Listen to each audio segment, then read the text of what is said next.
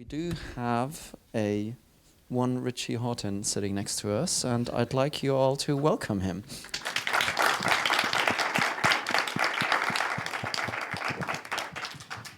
And we have my friend Itaro sitting next to me, who we're going to introduce later, but he's the visual side of my team, and we'll get there somewhere in the next hour.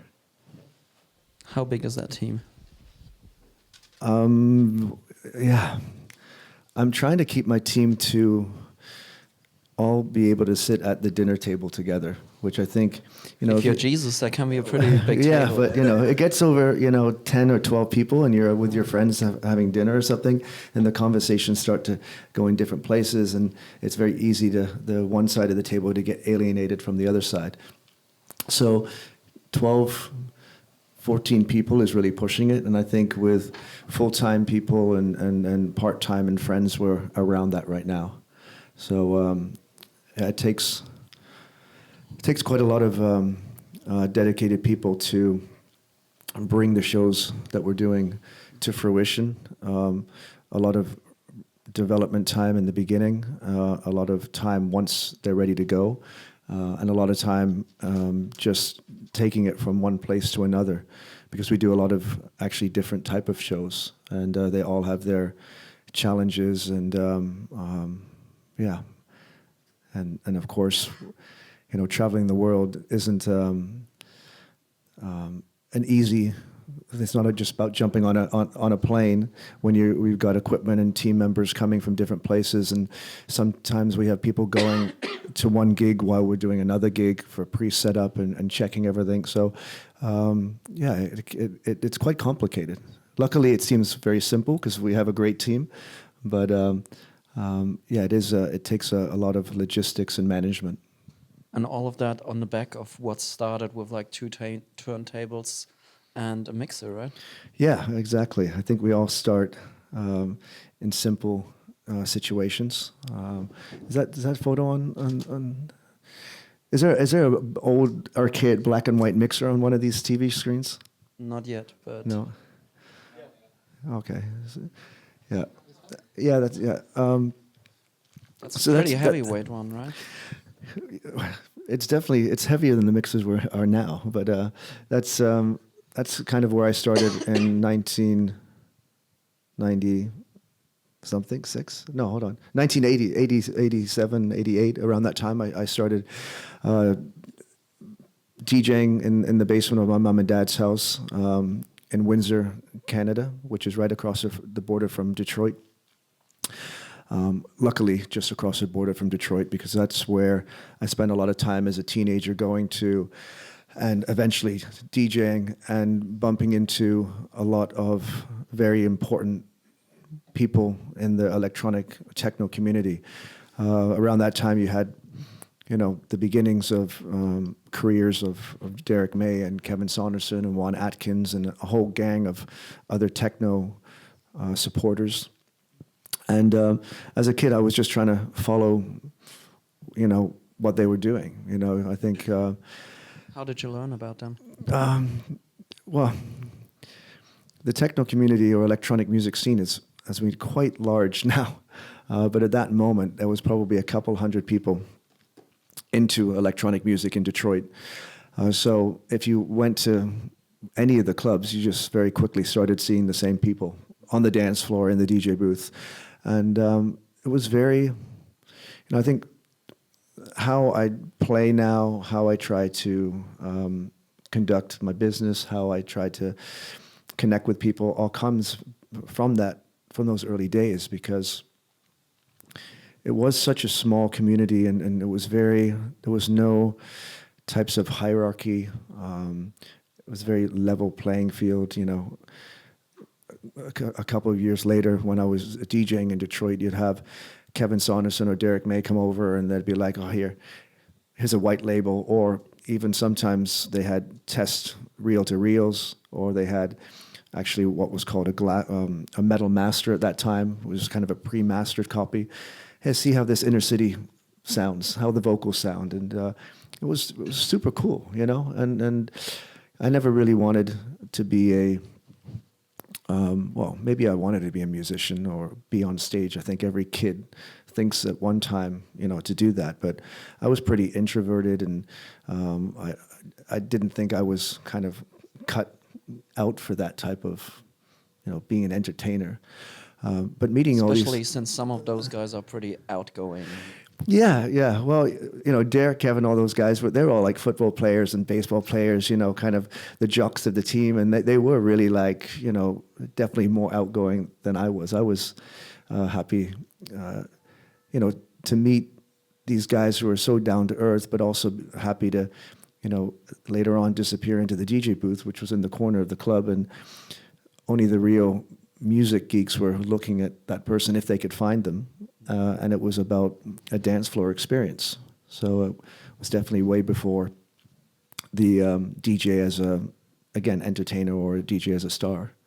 So, but even, back to this mixer, why I kind of bringing it up, there's been a lot of development of effects and pushes and machiners and people using equipment in the DJ booth. But for me, it was from the beginning, playing two records on top of each other wasn't really enough. And by watching, especially Derek comes to mind, like when Derek May was playing and still does in the late 80s, sometimes he would have a 808 drum machine or a 909 next to him, sometimes a cassette deck, sometimes many times a reel-to-reel. But whatever mixer he was using, and I think probably I bought this mixer because he had this mixer. I'm sure it was connected somehow. He was always working the EQ and taking just highlighting just the mids or the low end of one record to another, and that philosophy, that style of DJing in Detroit at that moment, really was burned into my brain. And every step of the way in my career, I've tried to find new ways of making records sound different or making me excited in how I play. So it was, the first time I stepped really behind the decks in a club, which was at the Shelter in Detroit, I had that mixer, and I even had a little stomp box delay unit from my studio. So you already had a studio. I already had a studio there. It was already basically, I didn't have the drum machine, but, my effects are now in the computer, but the idea was already there. And that just seemed to be common. What is commonplace now was even then, and I'm talking 1988, 89, in Detroit at least, because that was my only perspective at that moment. That was already commonplace there. Was Windsor in the vicinity of the Detroit FM signals? Yeah, that's actually a very good point. Because before I started kind of venturing out to Detroit to go night clubbing, I think we had at that moment one radio station, maybe two, and one TV station in Windsor that we could pick up that was actually Canadian. And everything else, the other 8 or 9 channels at that moment, were all coming from Detroit. So, and radio played an incredible, important role for that early inspiration, because if I don't know who's from America here, but at that moment, Detroit radio was so progressive. 5 nights a week you had a guy called Jeff Mills under the name The Wizard playing techno music at, I think, 8 o'clock till 8:30 or 9 o'clock, on the biggest urban station in Detroit. So we were tuning into that. 5 days a week at lunchtime, there was something called the Midday Cuisine Mix, which was basically an hour of house music for everyone to listen to on their lunch breaks. And it was pretty hard not to turn the radio on and hear a Chicago acid house record or Jeff playing a electronic, say like a Nitsarev UK industrial record and Ministry, and then into hip hop, and then into a Derek May track, and into a Frankie Knuckles track. It was all mixed and mashed together. and that mixing and matching, when Jeff Mills would play, and in half an hour on the radio, he would go through like 100 records, and then watching Derek play in the club and mashing and hitting the EQ, that mix and mashing of music and styles and frequencies was what turned what made the dance hall go absolutely crazy, Who gave you your first break there? The first break? Yeah, as a DJ. My girlfriend of the time. She was my biggest fan, and she was so determined to get me a DJ job that she drove one of the club owners absolutely paralytic until he finally decided to shut her up by giving me a job. At that moment, I think I had some BPMs written on my sleeves to remember what mixed well together and things like that. I was definitely probably out of my basement before I should have been. But that's actually still part of how I play, meaning that I don't do very much preparation in my music or for new technologies. When Machina came out a couple of years ago, I think the day after I set it up at Time Warp and, hammered on it and to see what was happening. And the same thing with Push. So it's, sitting at home and practicing definitely is good. I did do that in the very early days, but getting in front of a crowd and getting that feedback and that momentum is where you really learn your skills, because you're normally not playing by yourself. Even if you're in a room by yourself and you're broadcasting, there's some kind of connection there, and there's, you need that to really go to the next level as any type of performer, to be thrown into strange and exciting situations. Can you recall the first time you played outside of Detroit? Or outside of Windsor, for that matter? Probably it was like Toronto or something like it. At that time, the Midwestern United States, actually up into Toronto, down to Cincinnati, Chicago, was, really had an incredibly vibrant pre-rave scene.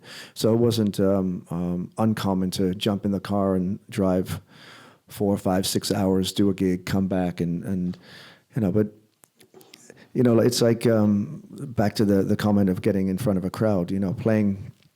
Usually, the first crowd that you play for often is maybe a house party or something where your friends are, and they're all your supporters, and they're going to be so excited. It's going to be in a way a magical experience, even if you kind of fuck up.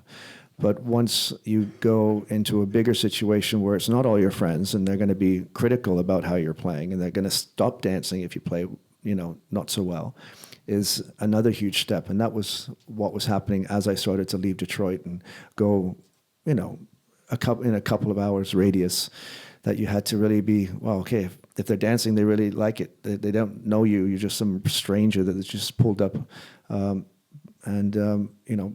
take that feedback, take the good with the bad, and take that journey with them.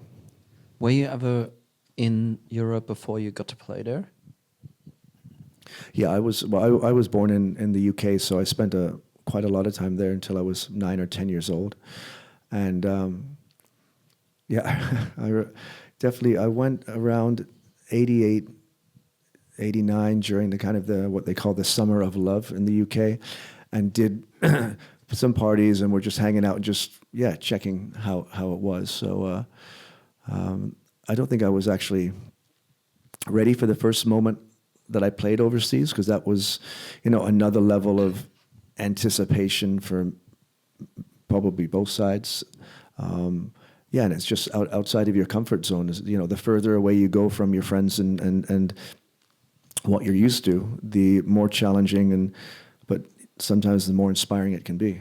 What were the first places that you played out in Europe? Definitely, I think the UK.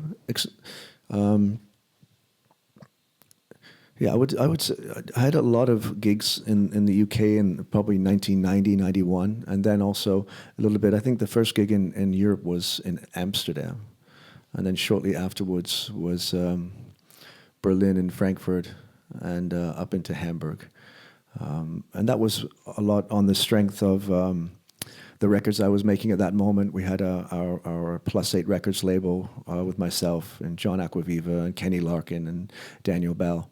And yeah, we kind of made a pilgrimage to Europe to play.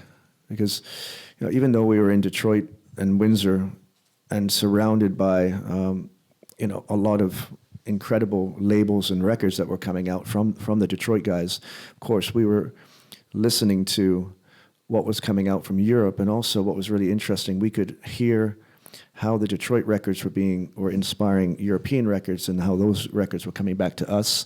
And actually, a lot of our inspiration and my inspiration for the early music was as much from a Derek May Detroit record as it was from a record from Europe that had already been inspired by Derek May. So there was the beginnings of that really global communication and language between all these producers, and that was really interesting. And what we did on the first +8 releases, we actually started to make connections around the world. First with Speedy J in Rotterdam, and and we would put the names around the label because we really felt global. So it would say Rotterdam, Windsor, London, which is actually London, Ontario, Detroit. And that was also the perspective. It was always, let's reach out as far as possible and try to make new connections, be inspired, and be part of this global, this early global electronic scene. What sort of differences did you encounter with the way the DJs played overseas compared to what you were used to back home? Yeah, actually, that's a very, very good point, because this mixer I would find quite often around the world. And to the right side, the EQ, which was, I guess, let's say that's the strings of the instrument, especially when you're sculpting sound. They would put screws in the middle there so that you could drop the frequencies, but you couldn't actually attenuate and gain the frequencies in order to protect the sound systems, which there was probably some logic in that idea, but I think that was akin to someone going to do a show, a guitar play, and then someone handing them a guitar with 2 strings and saying, "Okay, now do your repertoire." It was. And it took, for a while we traveled with a screwdriver, and then when the sound guys weren't looking, I'd unscrew them and then go for it. And once promoters started to see the style of how I was playing and Derek and those guys, you started to see more of those mixes actually have that capability again. They stopped putting screws in, or sometimes we actually bought little EQs that we could add on to the thing, and that started to become a style, and part of the kind of the blueprint of definitely of my sound. Did you realize any differences in the way the blending and actual mixing was approached?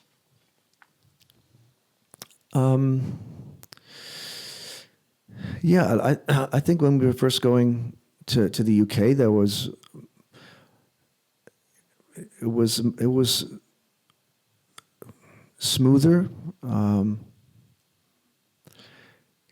Actually thinking about that, I would say the UK and even Europe had a different philosophy in mixing, both as a DJ wise and as in production.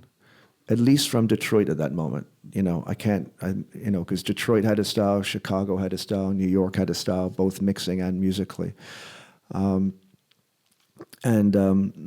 of the people I started to meet who were producing in Europe were all using early computers. Everybody had an Atari ST, and everybody was arranging everything. I went into a couple of studios and like, okay, here's my song, and they would press start, and then it would play perfectly on the computer.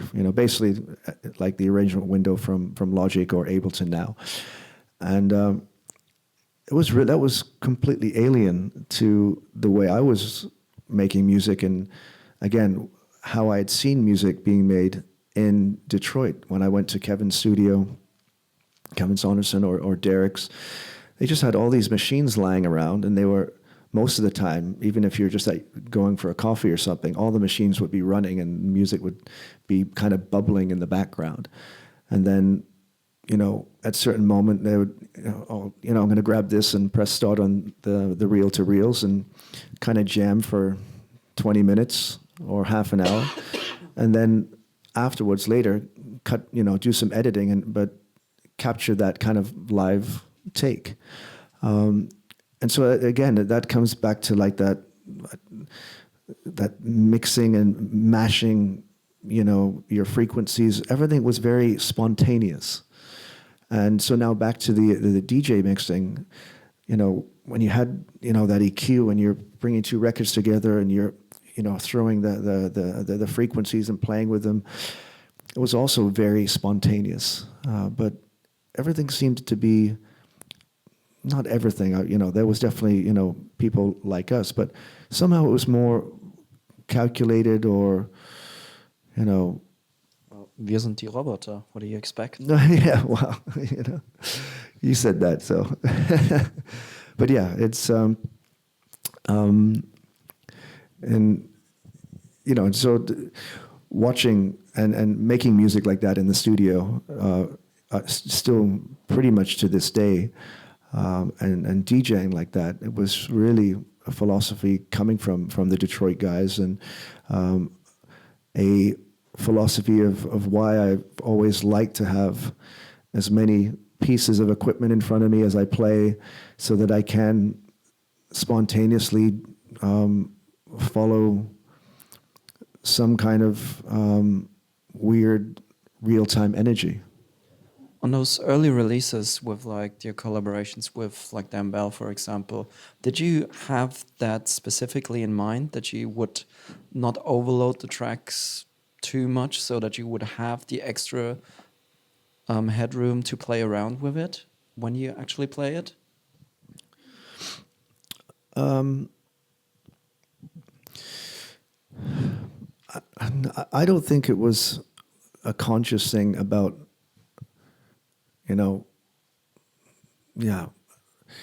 Well, at the end of the day, we were making records that would fit into our DJ set. So, yes, perhaps there was unconscious idea of not having too much information in there and leaving room so that two records came together in a nice way. But I think it was still more about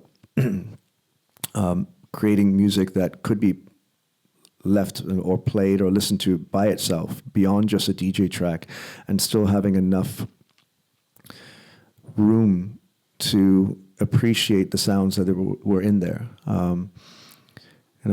Especially Dan and I, when we were making tracks together or playing music back and forth, it was always those ones that were more stripped down that we both enjoyed. It was always when, there was space between the kick and the clap and the hi-hats, and different shuffles to also open up little attenuation between sounds that really turned us on. And I also think that at that time there wasn't as many possibilities in the computer. Of course, we had certain restrictions, either budgetary, because we would go to the pawn shop and buy a $50 303 or something like that to make music with, or we only had 8 channels or I think we had 12 channels on the first mixer that we had, so it was only so much information you could put in there. And even the records I liked at that moment were somehow minimalistic, even pre-making music, Kraftwerk, Tangerine Dream. All these records have a very distinct balance within them. So I think it was following that, and there was some times I remember when I first learnt. Everything we were doing was with sync and control voltage and there was no computers in the beginning, and there was no MIDI. So there was only so many things you could, the 808 has 3 triggers out, the 909 has 1 trigger out. So when you have those 2 things running your synthesizers, you only actually can do 4 parts. So you're kind of forced to do that. And then I remember trying to learn MIDI, and for the life of me, I don't know why, I couldn't understand it. I had this crazy little sequencer with a little screen about this big, and it took me, it felt like 6 months, and one day the penny dropped of how all this MIDI stuff worked. And the first thing I did was made all these incredibly complex tracks with 32 different lines and little notes here and there, and I liked it, but quickly I kind of de-evolved back into using a smaller amount of things, and just liked music that somehow didn't feel too complicated, and allowed me to kind of just play around within it. I probably said it before. I love music where you feel you can, especially on a dance floor, that there's space between all these sounds. You can kind of climb in there and run around, between the beats. That's a great dance floor experience for me. How many records did you travel with at that time? Well, probably 100 to 150. At this time they had these incredible 50 count record boxes. I think the Hard Wax was making them from Berlin. And they must have weighed like 20 pounds by themselves. So I think 3 of those, 150, used to take, and that was when I was traveling by myself too. So it would be like, the worst thing would be going to the airport and getting out of the baggage claim, landing somewhere you didn't have the money, and you couldn't, it was in that time where all the airports started to charge for their carts, because at one point they were all free, and and try to get out. Once you're outside of the airport, it was okay. There was usually, hopefully, someone there to pick you up. But it was also a different philosophy of I had other DJ friends. And I don't know if that's a European-American difference or North American difference, but who always somehow planned a little bit more, so they could make do with 50 records. But, I always wanted to have lots of different possibilities. And at that moment, I was probably doing more longer shows. So it was typical to play 3, 4, 5 hours or 6 to 8 hours. And you needed different material. And also at that time, I was touring even more than I do now. Sometimes I would do 12 gigs in a row. You try to do 12 gigs in a row with, 30 or 40 records. By like gig 5, you're so tired of the music that you need like a reboot. So it was keeping, myself excited and fresh, so that every night I could go on a slightly different trip, and that I could play well, because when I'm, the more inspired, the more energized, the more excited I am about playing the music I have, the better the show. Even if not necessarily better the show technically, just the better the show is in its flow and my energy and my connection to the crowd, and that becomes a great show, beyond technical considerations. When did you start taking other human beings along, rather than traveling alone with your record box? Probably around 98, probably. Around that time, I had moved from, you want to show the next slide? Okay, moved from that mixer to this PMC 50 mixer, which was actually a Japanese-made mixer from Vestax. And was one of the first mixers which had a little kind of effects loop, send and kind of, it was not really, it was kind of like a send and return. And I was doing this Dex FX and 909 tour and album, and carting records around was one thing, but carting a whole bunch of equipment, at that point it was a 909. A lot of the time we brought our own mixer because not everybody had this mixer, and we also then brought an Ensoniq DP4 effects processor. So that's kind of when I started bringing someone to help me with that. Was still doing kind of the sound checks and everything myself, but it was more about, it was just impossible for me to take on 5 or 6 check-on bags and make it through a tour in the beginning, And how important is having an actual human being with you that is kind of a sounding board and another social person? I think now I love traveling with my team. But at that moment, I think it was more of a necessity for the equipment. I love jumping on a plane by myself and getting off at a weird destination for the first time, and I still like that. But it was, and especially as we started to take more equipment and do more rigorous tours, then it became more beneficial to have someone helping and also have someone as kind of a friend and support, because things were just moving at a really high rate. And what's funny about those times was, we were one of probably the first touring DJs who were always bringing lots of equipment.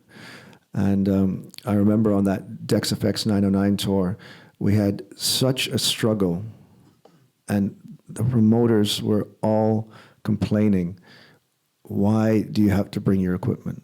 Why do we have to go to the club at 9 p.m. for a sound check? Can't you just show up with your records and play?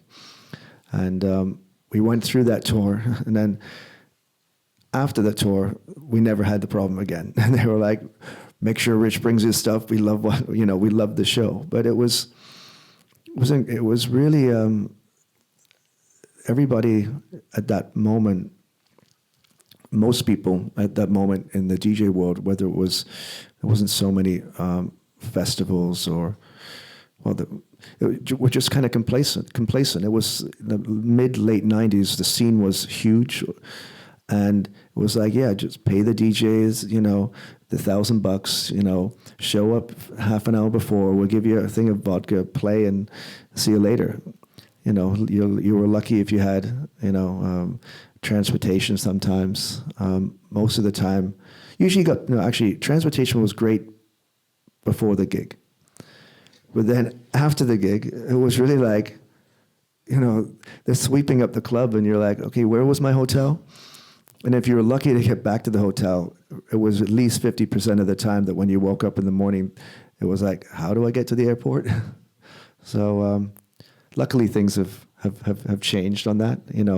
Sound checks, we very rarely do a gig now without a sound check, especially when we get into the larger shows. What was your rate of minders oversleeping in the morning when you needed to get to the airport? My rates or No, not your rate, but I mean, what quota? Like, how many times were you left in a hotel room and you're like, fuck, how do I get to the airport not speaking the language? At least I would say in the late 90s, mid 90s, 50% of the time. That's good. Yeah. It was like, amazing gig, high five, see you next time. At the okay. So, yeah. At what stage did you consider getting representation? Like management and stuff? Man, I was always adamant I didn't want a manager. I was like, why do I need someone to make my own decisions? It seemed ridiculous, to be honest. But about 3 or 4 or 5 years ago, had a friend who had been intertwined in my life and my career on and off since 1994. And he had gone into management and gone into a whole bunch of different things. And at that moment, I was like, there's just too much stuff going on in my life that to handle it by myself.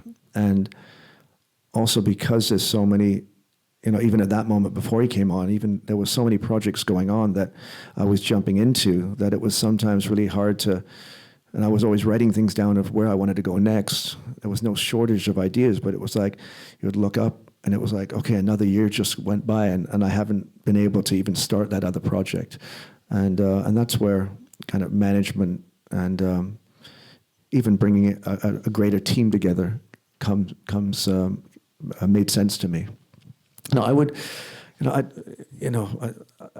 still have a weird feeling about management too early on.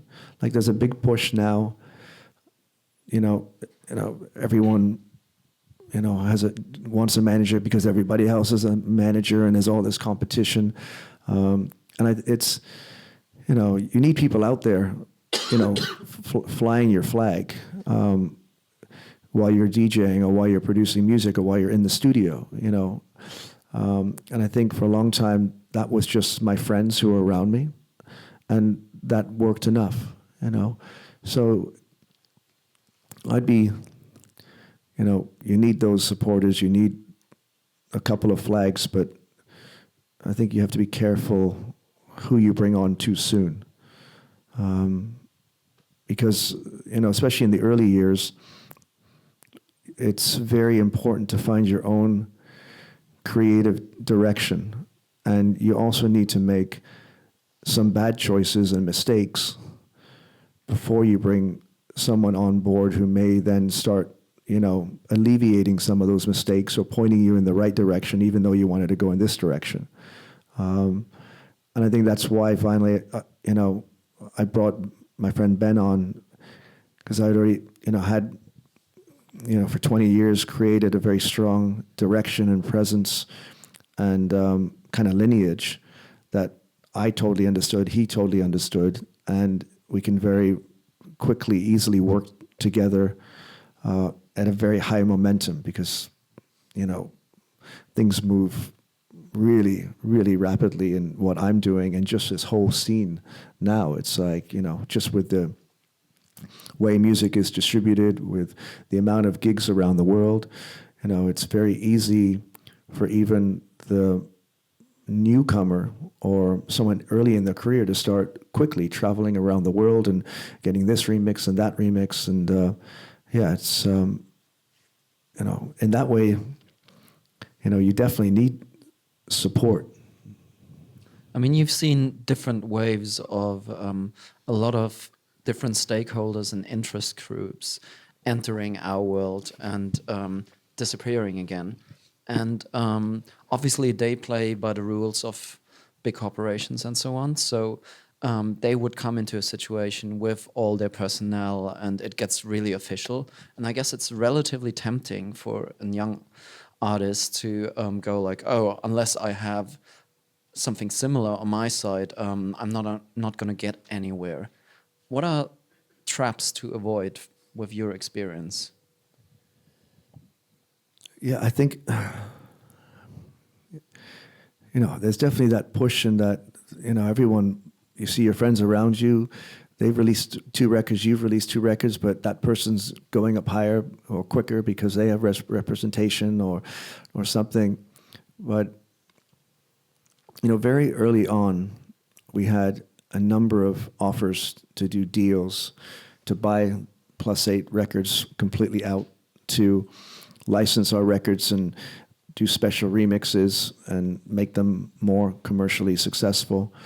And John Acquaviva and I really tried to stay, very authentic and very much in control of everything, to follow our own idea and dream and keep our own identity.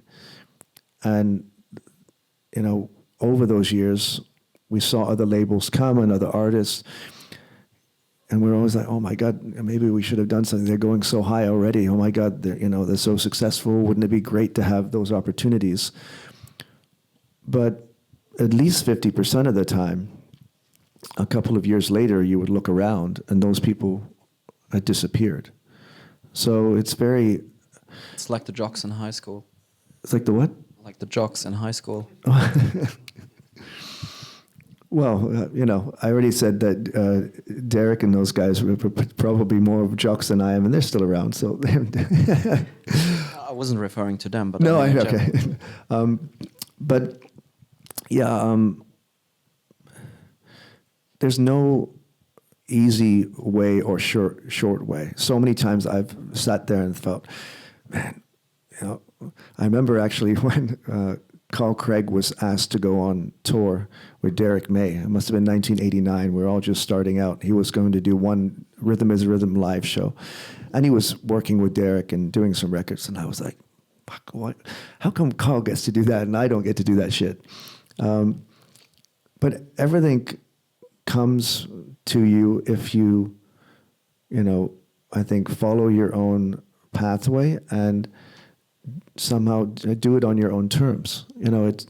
Things need time, and don't get frustrated by seeing other people coming up faster or quicker, or that's always going to happen. And that still frustrates me sometimes. And you just get back and focus and take one step at a time, and suddenly it's 1 year later and you've made some kind of development. And that's as long as you're noticing that you're making a development, and suddenly it's 5 or 10, 15, like I've been doing this 25 years. And if I sit down and think about all the things that have happened, it feels, well, that's a long time. But because I'm so focused, it's been an incredible, journey that seems to have just been a little blip.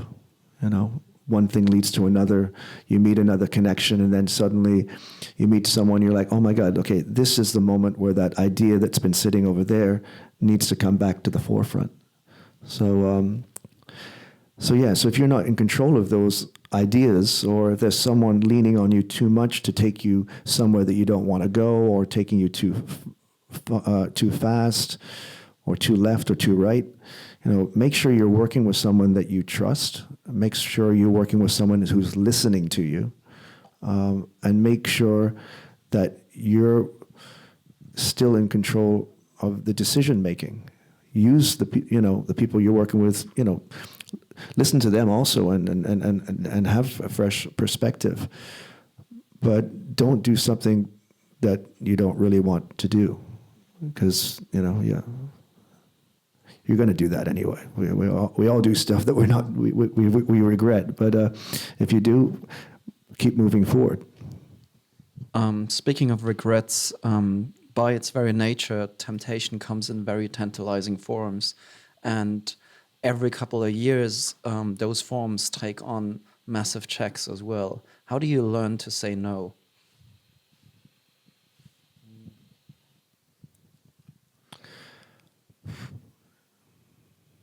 Yeah, I think that's kind of,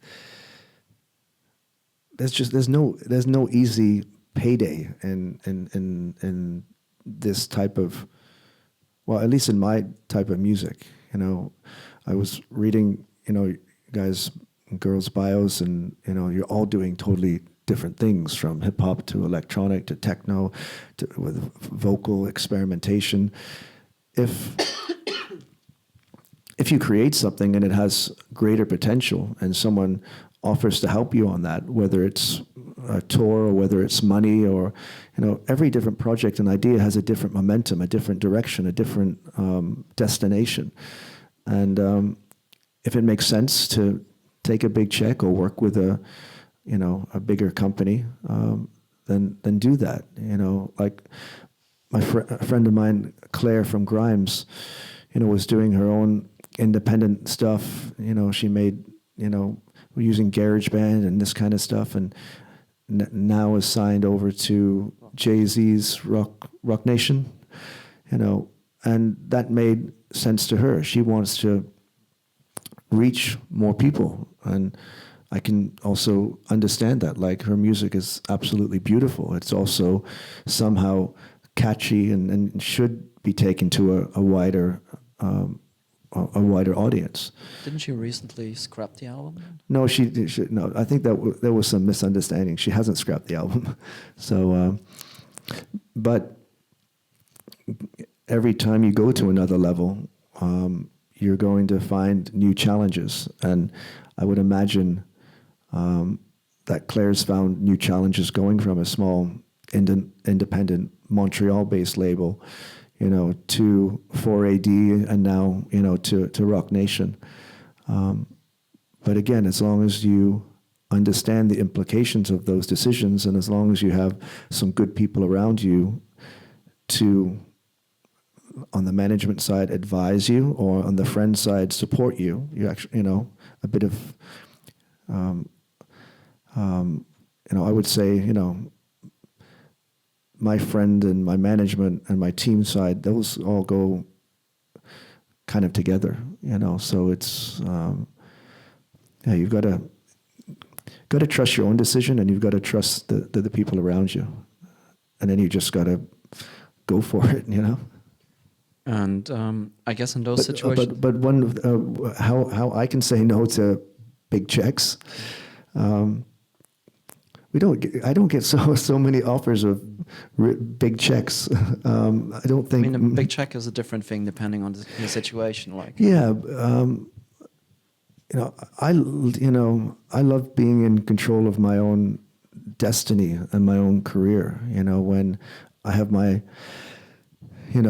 own booking agency, I have my own label, and I'm very much hands-on on everything. When we wanted to do a Plastikman show and scale up into this big lighting, video, animation rig, we didn't, try to find the best company to do that. We just found friends around us and made that a new section of our company and built a new team. That's how I like to do it. That's why I'm so, interested since the very beginning of the mixer and the technology I use, and the computers and the creativity of making something or performing, and all the other parts of the puzzle around that, about the lights, about the promotion, about the marketing. Like, all this makes sense to me. All that is part of my creative or output or thought train. And speaking of business, to the degree that you were at times participating in the business side of the technology as well, right? Yes, most of the time that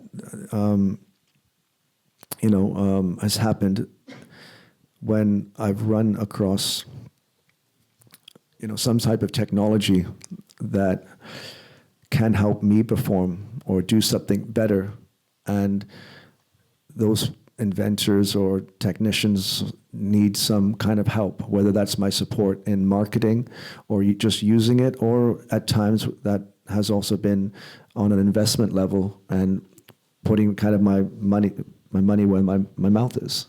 There's actually a good, you want to click through well, it only looks old because I have no hair, but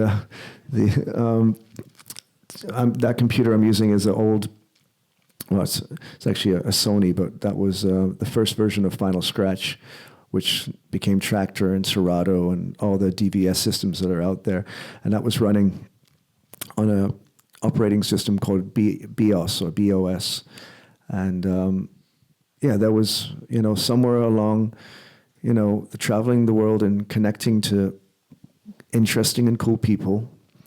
At that time, my partner, John Acquaviva, met, basically a kid in his bedroom who had hooked his computer up to his turntable and was recording his voice and then scratching his voice and goofing around. And, we just thought it was, as from the very beginning, 10 years of carting 3 crates of 50 records around, with mostly by myself, wasn't the part of the job or my career that I really enjoyed. So to see this technology where we could put MP3s and carry around, well, probably it was about 1,000 tracks at that moment, was kind of the first, the epiphany of why we wanted to be involved in that. So, it was a kid in Mark John in his bedroom with a couple of friends, but they needed some money to boot up that idea and put some more development time into it and create 100 little final scratch boxes. And so we're like, yeah, let's do it. And that's really, because I'm involved in some other technology companies, that's pretty much the ethos today. And if I can, if I put some money somewhere to develop a piece of technology that I can use or software, and it allows me to play better and entertain everyone better, and I have more fun, and maybe I play better because I'm having more fun, it's a success, And so it's not really, it doesn't have to make money. But it's also my belief that if it really does energize and inspire me, that there's probably going to be more people out there who also want that, or either have thought about that technology or want that technology or are going to need it once they see it. And that's really an exciting circle to be in, As we briefly cut to commercials, what are those other companies, if you care to tell some of them? You want to go to another, let's see, I'm working with Livid Technologies. They're from Texas, and they create a lot of very interesting MIDI devices and MIDI components to create your own controllers. So I work with them. I helped develop this called the Control R, and that one's more of a business relationship. If you go back, business as in I'm part of the company.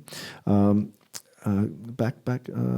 then I've had a long-standing relationship, non-business, with Alan and Heath, just sharing ideas and trying to, just hang out with them and tell them and show them how I play, hoping that new features will be developed or put into their, new mixers that I can use, having new records in my virtual DJ crate is one thing, but having new knobs and a new push controller also is just as inspiring. It's very hard for me to disconnect music and technology. I think that's been there. That's how I started. Without the computer and this, this is, as a kind of introverted kid, the technology and the computers was the thing that allowed me to reach other people and communicate and reach out beyond what I'm physically able to do. When Final Scratch was around, it quickly got very ideological. Like, can you elaborate a little bit on that war? Yeah, that was. You can imagine, like, at that moment. We had +8, we had minus, as in my record companies, and up until 98, 99, even around 2000, around Final Scratch, we also owned, John Acquaviva and I, a record pressing plant in Toronto. So speaking about big corporations, we were somehow quite vertically integrated. And that was, at that time in America, we couldn't get our records made fast enough. We weren't happy with the quality. So we're like, fuck it, let's buy a record pressing plant, which means buying 2 machines, and it wasn't a big operation. But we quickly found out why it was hard to get good quality vinyl, because running machines that have been around for 2 or 3 decades and keeping them all in working order was a huge pain in the ass and a headache. But it was an interesting part of the story. But once we were in the bedroom with Mark Jan, who was developing Final Scratch, we didn't think of the negative implications of the technology. We're just like, we want this now. How long is it going to take to develop? And we just went with it. And as we I remember when we released the technology and did our first press release, it was like the whole room was just like, wow. Everyone was blown away. And then the penny started to drop. You could see everyone's face go from excitement to horror. And this was at Meet-M, one of the biggest music conferences of the time. And then suddenly we had this huge backlash from all of our friends, who had actually been doing business with for 10 years. Our record store friends were pissed off at us. Our distributor friends were pissed off at us. Some people said they wouldn't carry our records now. It was, a crazy moment in the development because, there was, nobody knew what was coming. It was just like we had unleashed the Kraken, and it was like, okay, nobody's going to be able to control our destiny now. But that was, it was back to the kind of the comment I made about the clubs in the 90s.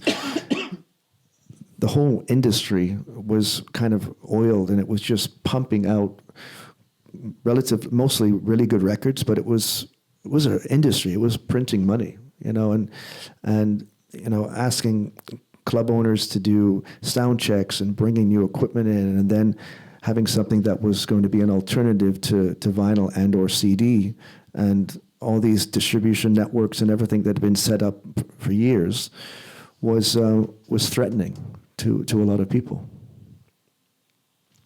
But this was also around the time when MP3s and players were starting to come out. I think this was a little bit pre-iPod, but I had just been to an MP3 conference and got one of the first little devices, like a Walkman, and the idea of music being more mobile and being able to have 500 records or 1,000 records in my computer or in my pocket was so exciting that we were like, okay, and this probably comes back to a bit of my personality. I'm a bleeding optimist of how technology can help and transform our lives for the better. I definitely am not dumb enough to say that sometimes that doesn't go in exactly the right way, but I have to follow that belief for my life, for my performances, for my companies, and follow that path. And that goes back to, managers and all this. It takes a while to really figure out what you want to do with your, I think, life and with your creativity. And even once you've found it, you need to spend some time before all that kind of gels together and you really understand what your mission is. So it's important to have some of that time to yourself on that kind of personal journey before you bring too many people into the works. On the mere technological side, how do we get from there to all the stuff that you have in front of you right now? Well, I don't think it's that different in a way to where I began. We'll go through the pictures quick. With my relationship with Alan and Heath. Well, actually, we're not. No, I was going to go through but I can talk through it. Okay, that's fine. Yeah, so that's where I'm at now. Yeah, which basically is boiling down how to play with records, how to add on extra percussion, and affect all that in a way that something new and exciting comes through the speakers every time I play, or most times I play, hopefully. So we have, if I quickly explain it, to the left you have Ableton Push, Ableton Push. Then you have the 92 zone mixer. Why I use the 92 is that I think it is one of the best sounding mixers out there, and also the important feature that it actually has 6 channels. A lot of mixers only have 4. And the very important feature is the 2 effects sends at the top, which I can send into the computer, into Ableton, and do flanges and delays and resampling and things like that. Next to it, you have 2 Tractor X1s. These are the older versions, and I kind of like that you have 4 buttons in the middle, then 1 or 2 on the newer versions. And then I have an RME Fireface, and there's lots of audio interfaces out there. There's lots of smaller ones and more convenient, but we've over the years done a lot of testing of what sounds better, and for the price to performance ratio, this thing sounds absolutely incredible compared to some other devices. It handles some of the lower frequencies better than other things. And a lot of the time I'm playing, I have, 4 tracks going on top of each other and some loops. And so the combination of the sound of the 92 and the way you can kind of push that into slight distortion and how the frequencies are handled on the UFX, it handles how I play, really. And that's part of that, finding about who you are or how you're playing or what your pathway is, that this setup isn't perhaps great for everyone, but many people could take the setup and do something completely different.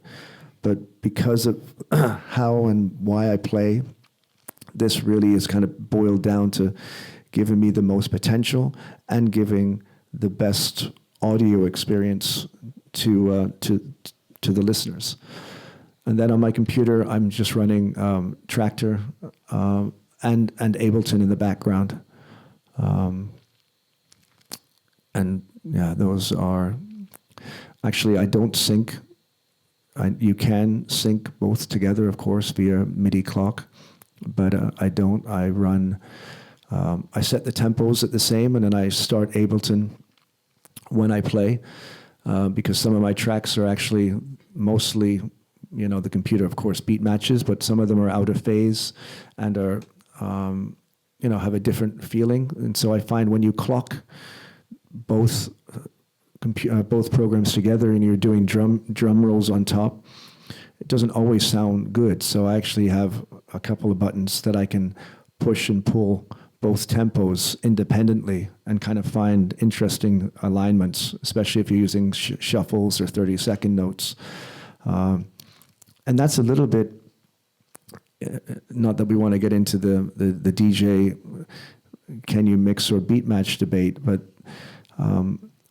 what is nice about putting 2 records together is that they aren't always on time, and you do have some nice slips and push and pull moments between 2 records where really interesting things happen.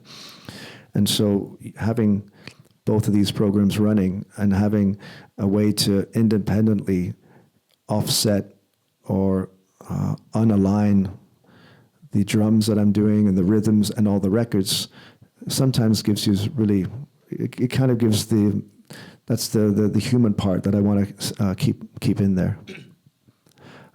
There's also, a lot of you use Push, Ableton Push? No, okay.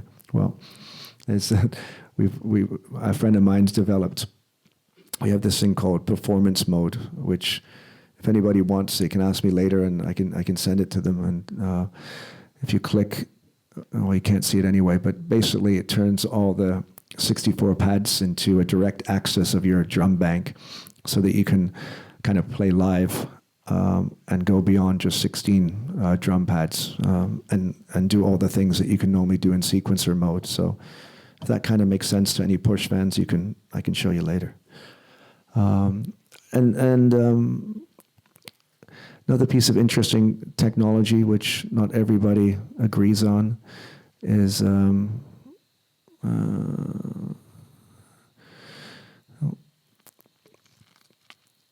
I thought it was started. One sec. Well, does anyone know about the radar stuff I'm doing in Twitter DJ? Anyone ever heard of that? Okay, well, yes, no. Well, what we're running here, is it running? Why am I not seeing it at the top?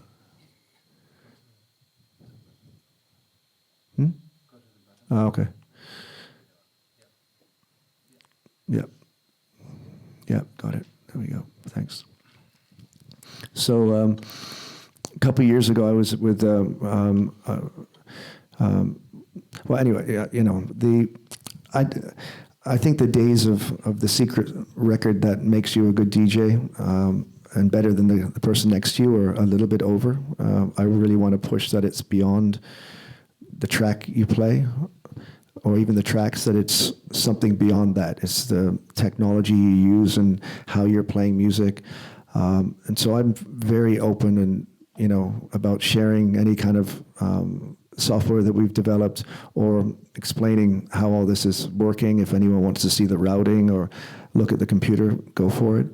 And to continue with that transparency, we developed this thing called Twitter DJ, which we now call Radar. And what happens is, as I'm playing my records, it's listening, and anytime I play something for more than, I think, 30 seconds, it actually posts to Twitter. I have an R. Hawtin live account, so if you're at home or if you're in the club, you can actually see what's being played, and then you can also later go to the website called radar.dj and see, you know, the different sets that I've played, and see other users that are actually playing at that moment. So it's a way to share what you're playing, and it can be very useful for promoting the records and helping record companies. And I just like going sometimes to radar.dj. You have this world map, and you can see who's playing live around the world and kind of start seeing who's playing what. And yeah, it just I love that. I love that feature. I think probably because the world, the electronic music scene was pretty small when I first started. So to see that in real time now, and you know, in all these faraway places, is absolutely incredible. Does it automatically notify other people when their track is played as well? It doesn't. Like, I think a lot of producers follow, I think, the R. Hawtin Twitter feed so that they can, you know, see when I'm playing it, because you see people retweeting it. But that's what we, you know, we're continuing the development, and that's what we would love to see, is that, you know, I'd love, as a producer or a record label owner, be able to wake up in the morning and say, okay, your track was played 365 times last night. It was, it seemed to be a high, you know, a hot zone in Chicago because it was played 30 times there. And then use that, you know, to help run your record company better, or just to let people know about new tracks and new producers. Yeah, that's also, because you were maybe bridging onto some conversations earlier about what's happening with the electronic music scene right now. A lot of large corporations are coming in and offering lots of money to buy companies and buy festivals. And being the optimist, I see that there's some great advantages to that, because it's going to help take the scene and grow it to another stage. But at the same time, I think it's very important that we all find the right balance of keeping our independence and staying in control, and taking the right opportunities when they come. And, you know, using this type of technology, radar, and being as transparent as possible, I hope that it allows more people to stay independent, and that we can kind of work together to, you know, keep the scene growing, and with the foundation that we've already created, you know, because why is the electronic music scene so big right now? It hasn't really been because large corporations have helped us, because in the last 20 years, it's basically been small labels and, dreamers and people who have a lot of inspired energy, working together and sharing ideas all over the world, and creating an incredible independent structure. So that the vibrancy of the scene needs to be retained with that somehow. And this is a great forum for that. You guys are making connections to the far corners of the world just in this room. And as long as there's some groups in here and pockets that stay in touch and continue to collaborate or just share their music or ideas, and that can continue to make that mesh of independent, forward-thinking people even tighter and stronger. I think that's something to marinate on for a second. Okay. No. You guys, you can, because I'm going to be here again tomorrow, but you guys can jump in if you have any kind of questions, because sometimes I'm at these things and on the other side, and you want to ask something, and then when you wait to the Q&A later, it's like, okay, maybe it doesn't actually make sense, and then you don't ask it, and then you're pissed about it for a couple of days. So jump in at any time. With that whole commercial interest being thrown into our world here, there's also a tendency, because it is more marketable, to put people on a pedestal to a degree, while a lot of it for a long time was about focus on the music and have as little rockisms in there as possible.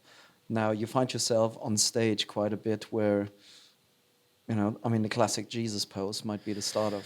Yeah, the electronic music world is pretty much working like any other music industry, like the rock industry now. I think it's not exactly the same, but other music industries had been around for so long, and they were doing certain things right, and some of that's been assimilated. When I first got into the scene, if it was the scene is right now, I don't know if I would get into it. I just wasn't. If I was that kid that I was then, I wouldn't have had the balls to try to get up on stage and be a superstar DJ. But I was lucky just that it kind of developed into this bigger scene and into a different type of scene as I was developing as a musician and as a performer.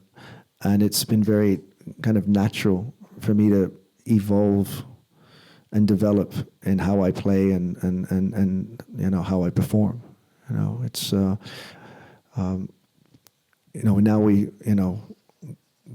we actually have 3 different type of shows. Wow, finally we're getting into it.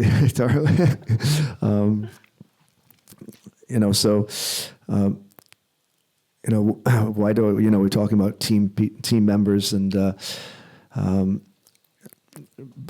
when we're actually organizing and thinking about where we're playing, we're looking at where we want to go. We're looking at offers and venues, and we have what we call the DJ show, we have the DJ Plus show, and we have the festival show.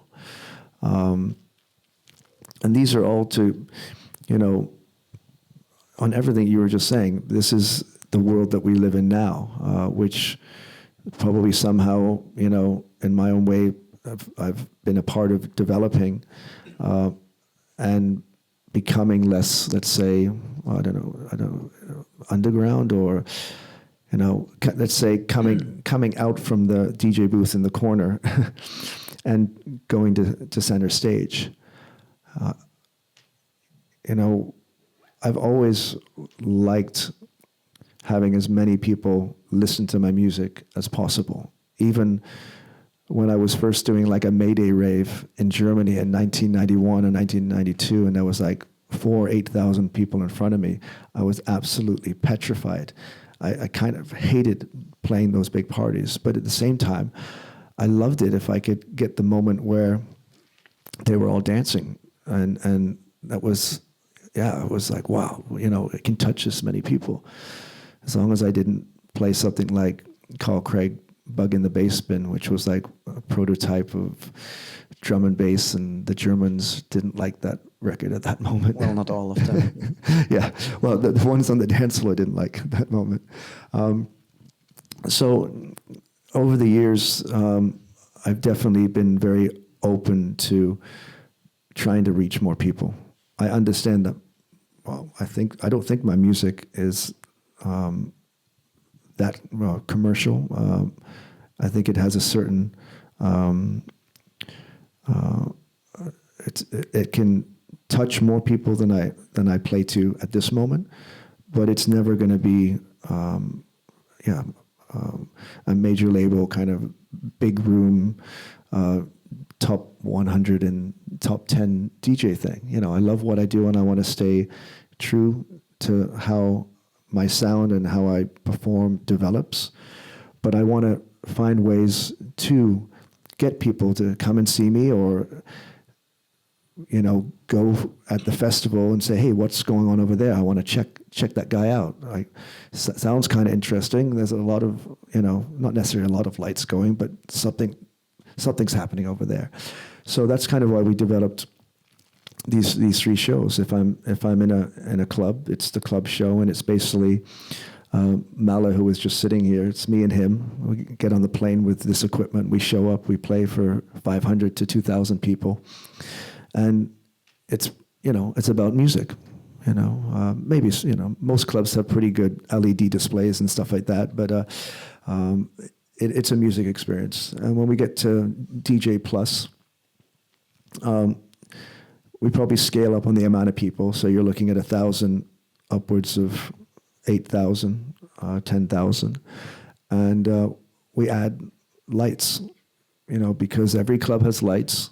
But it's always been my belief that if you think about the lights and someone's running the lights who understands how you play, you can make a better experience. I don't think that's rocket science. So that's that. And then we go to festival show, which basically then brings in a visual component. And again, this is like just thinking about a festival experience. There's more festivals now than ever that have great sound systems. But if you're in the middle of a field, you know, no matter, you know, what you do, it's, you know, you need more, you know, you need to add something to the experience to, I think, bring it into a fully well-rounded show.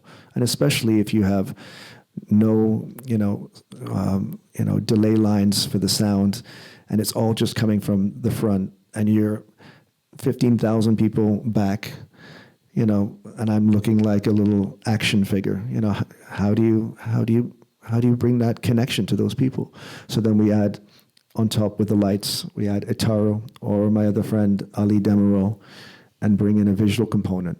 And again, this is like, you know, if you don't bring your own people, most of these festivals have these big LED shows, screens behind you. And most of the time, because they've invested in all this money and all these lights, everything is going to be used. And so if you're not in control of that part of the experience, you know, unless you tell them to turn it all off, which they're not going to do, probably, then it's already beyond a music experience. And so we choose to take control of that whole experience and work together so that we have a very distinct aesthetic and synchronicity between what you hear and what you're seeing. Sometimes that synchronicity can be as developed as the Plastikman shows, which we're going to talk about tomorrow, where there's real MIDI data going back and forth to trigger things, or with the DJ shows, having material on both sides that we feel goes together and actually performing together and allowing the visuals to take on more of the feeling of a great musical DJ set. You know, I have my records, Itaro has his visuals. You know, I know kind of what he's doing behind me. He knows usually how I'm going to begin and end or something, and we try to create, you know, an experience that has moments of synchronicity, but always a continued aesthetic connection together. And for the DJ shows, this is actually, it has to be this way, you know, because I'm getting 1,000 or 2,000 new or demos and records every week or two. I'm going through all this, so we can do we can play a couple of times over a month together, and every show is completely different. So it has to have this flexibility to be able to evolve every time you play. How do you organize all that music? And how do you stay atop of it? I oscillate between being very much on top and completely delayed and behind. There's just so much music coming. And honestly, it's very hard to stay on top and give everything the time it needs. I don't have anyone filtering my records, so any demo or any promo that comes in, I listen to. That sometimes is listening sessions of 5,000 or 6,000 records, and I'm going really fast. I just go in iTunes, and it's like, 3-4 seconds. And if something grabs me, I throw it in another crate. And then once I've gone through all the records, I go back to the first crate again. Do another 5. You know what I usually do? Then just check that there's nothing, random happening in the song, which you don't want to be too surprised when you're playing. And then I do some very quick meta tagging. Basically, I use the word bomb a lot.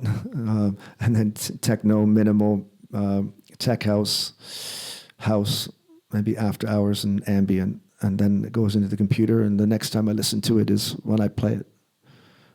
So that's why we can only prepare so much.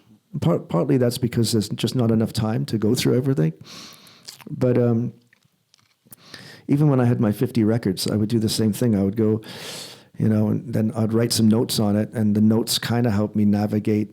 Then the covers help me navigate a little bit, so I'm a little bit more lost than I used to be, but I have the metadata. But then it was just go play, So sometimes you used to put a record on and be like, okay, that's not the right record, let me find it. And, I can do that much faster with this. So when I'm playing, sometimes I'm quickly pre-listening, and then I just, like Derek May used to do, just jam it in and hope I'm on for a good ride. And if not, I'll loop it or change it or add some percussion on top. To which degree do you reckon folks feel obligated to just use all those knobs when they're on stage? Because there's a massive stage, you're there on your own, and the knobs are your only friends keeping you company. Yeah, it's like that. It used to be amazing when you had records, because anytime you didn't know what to do, anytime you needed to have a drink of Coca-Cola or smoke if you smoke, or most of the time for me, just got nervous and didn't know what to do, you just turn around and put your back to the audience. It was amazing. But now I was like, I can't believe this. But that's another part of the development. There was big shows back then, but the amount of bigger shows and productions and things that we're doing now, this all also came out of how the scene was developing. Okay, well, we're not turning our back to the audience now. Okay, so now we're starting to become more like an entertainer. Okay, people are watching and expecting us to do something. So, yeah, it's why do I have the equipment set up this way? Sometimes it's not. I like being able to move around the equipment. I like that there's something to watch. I think about this. I'm like, okay, the scene's beyond just people. Well, we have 3 different types of shows. You're still in the nightclub sometimes, and you're with 500 people, mostly with their eyes closed, into a purely music experience. But it's not just about that. So you have to understand that, when you guys get on stage, you're a performer. People coming to see something, and you've got to find your own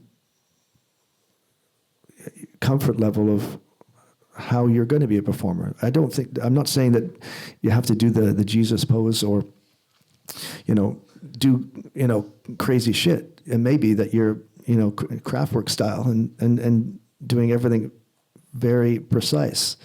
But whatever you do is going to be somehow involved in what, kind of sound that you're using, what kind of equipment. So all this comes together. And it also goes back to that point of, maybe not being careful about who you bring on board too soon, who you're traveling with, which manager you have.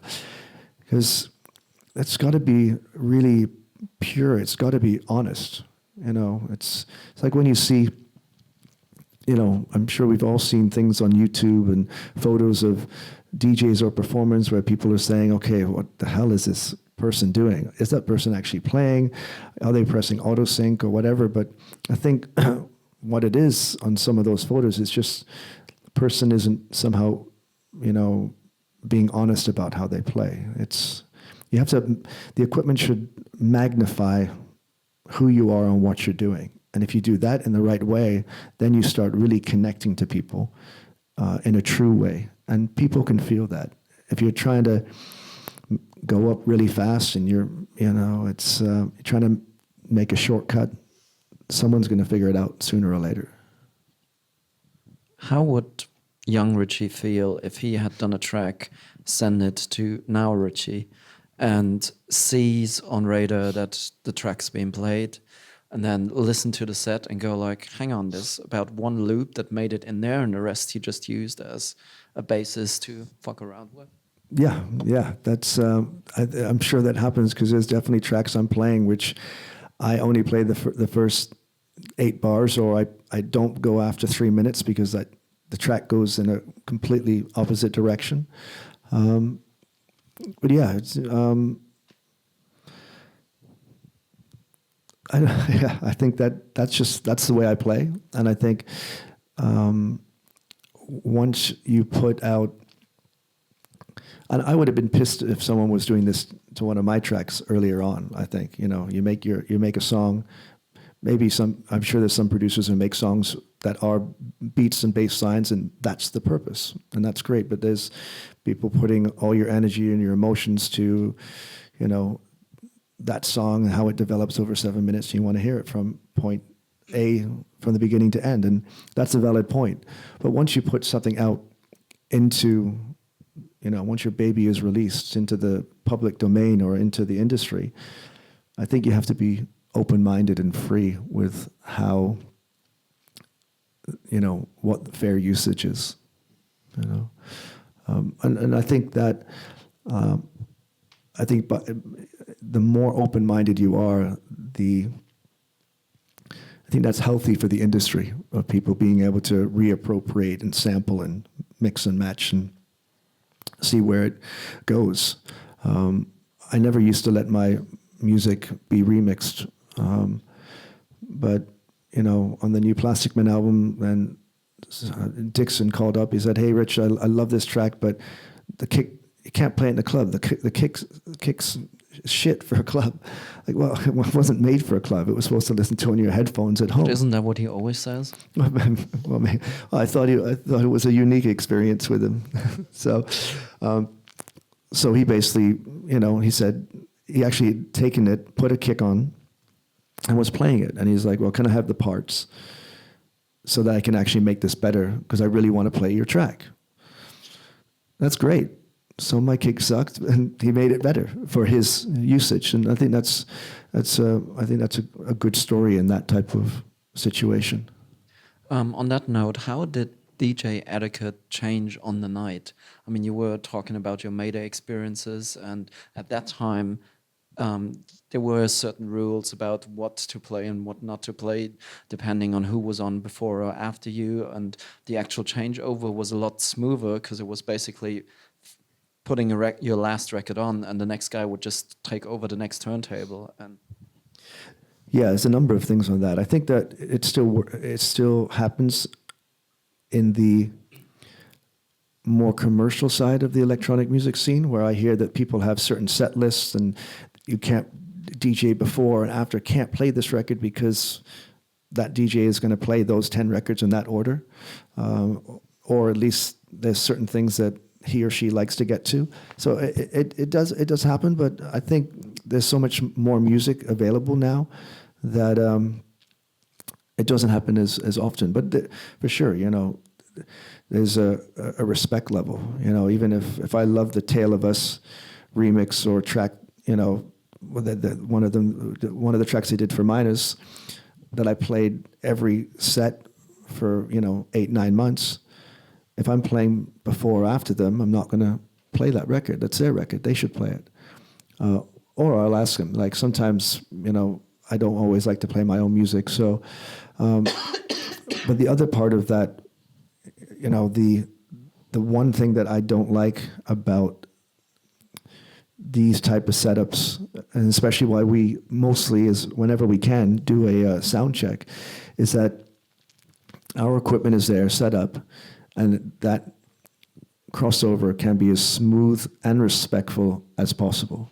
Because the worst thing, I hate coming on after a DJ and it's like we're forced to plug in and plug out. Sometimes this happens because you're in a tiny club. But also sometimes we're traveling with some of the other gang from my Minus label. And that actually makes things smoother because we know they're set up and we can kind of, they're going to use those 2 channels and then, they finish and then I just bring one thing up and we have a nice smooth transition. Then they leave the stage and then we finish, things like that. Because it's, you don't want to, when we first started our events on Ibiza called Enter, that was my rule, was that everybody has to go to soundcheck, set their equipment up, and they can't touch it until the club closes, because I don't want to see anyone other than people dancing in the booth. But that was thrown out on night 1 when we realized there just wasn't space for 4 setups, So, but it's a very important thing to think about, of that respect and the handoff, because it's not as commonplace now for DJs to play these extended 8 or 9, 10-hour sets. There's more larger venues and people putting up lineups of 8 or 10 people. So it's not about, it's not only about one of the artists. It's about that flow. And if you respect that, it actually can heighten the experience for everybody, But then it gets into, when you go into festival shows, that gets into another level of complications because you're bringing different lights on and this DJ has this LED display and this one has that. And then it can get into a show off of who's going to have more lights and this and that. And so there is a lot of complications and challenges that you start to get into as you scale up on any of these shows. Like my man Puff saying, more money, more problems. Yeah. On that note, we are talking about the visual side of it, as you hinted at, tomorrow. And we'll talk about how to match what's happening sonically with what you're actually seeing. But are there any specific questions on the DJing part that we should answer now? Or anything with what we've talked about, DJing, companies, controllers, or random. I'm totally open.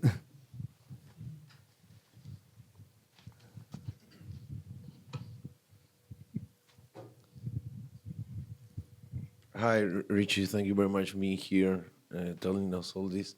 For me, the Shit One record is a pretty special record. It's one of those records you play when you come up from the disco, from the club, just to chill out and relax. And for me, it's very special, the trippy sounds and everything. I was wondering, you growing up going always to Detroit and playing this hard, fast and powered techno, with John Acquaviva. How do you make the transition? How do you stop, take that time to build that record and just actually understand it and put it out? How was that time? Yeah, at that moment, there was a lot of things going on. In 1993, there was a lot of great 12 inches coming out with good club tracks, more banging techno records. And there was people making CDs and compilations, and everyone was doing an album, but all the albums were just these club tracks, 1, 2, 3, 4, kind of a greatest hits. And I didn't feel that it was very inspiring, to be honest. You know, it was like at the club, I loved hearing those tracks, but when I went home, I wanted to have a different experience. And probably Sheet 1 also was related more to the end of my sets in Detroit, because I would always play 6, 7, 8 hours. And the last 2 hours were always really magical. Just before the sun was coming up, a lot of the, you know, we're only talking about 400 or 500 people, but a lot of the people had maybe left, and you're there with like 100 people, which pretty much you knew everybody. And then you could start playing records slower, or I used to later on play one of my tracks, Panic Attack, at the normal speed, and then later slow it down with my hand, and then play it at 33. And everybody was like, why it's called Plastikman. Everybody was starting to like, everyone was loose, everybody was hallucinating, and yeah, really open to frequencies and rhythms.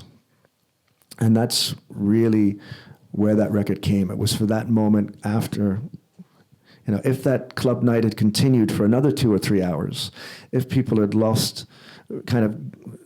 finished their energy of dancing, but still wanted to keep hearing, and they were lying on the dance floor, you know, as the sun came up, that was kind of the record for them.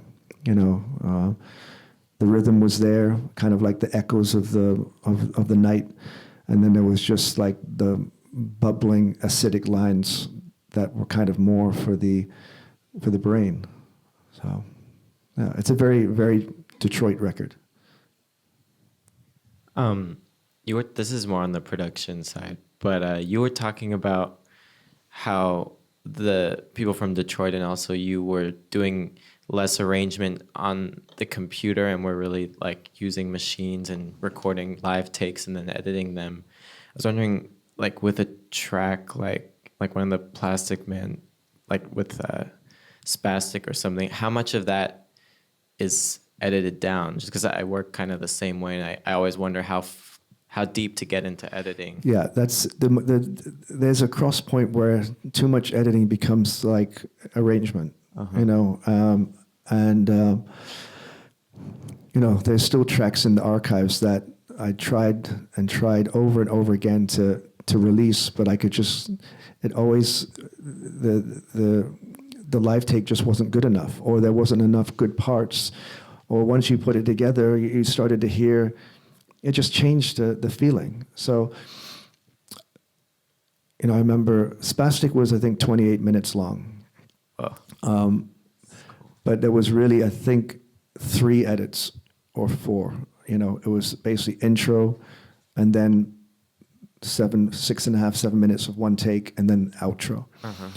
And then, you know, it was, and if you're really into it, you play a long time. I have 2 DATs of a track called Overkill by Circuit Breaker, which was on my Probe label, and the take was an hour and a half.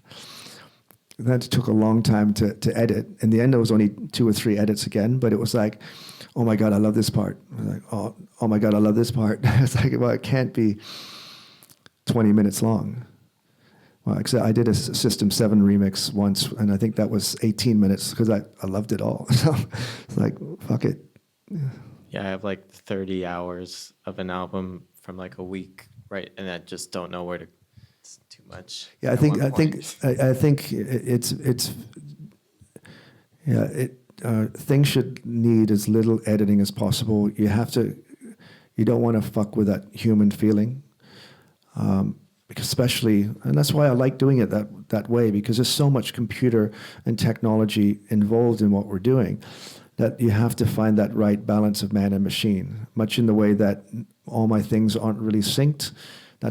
I like that for me, and much in the way that, like, the newest Plastikman album was more of an Ableton album, but it was basically captured live when I played it at the Guggenheim. So I had to think about it a little bit more than what I would have done in the old studio days when it was all machines. But I tried to then set something up so I could just jam it and play it. And then I think it was 68 minutes, and I threw one song away and brought it down to like 54.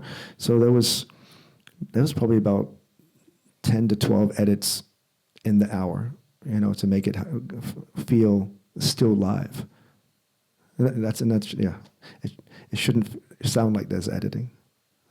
And also back then we weren't using computers. It was all tape editing, which was really fun because you had all these pieces around on the wall taped up, and then you had to remember which were which. And yeah. Besides the MP3, CD, and vinyl transition or different worlds or realms, how difficult was it to you to get along with DJs that are strictly into beat matching? There are DJs that do not consider another guy as a DJ if he's not doing the queuing and the specifically beat matching thing. And when you when you went all digital, like I think you got rid of it.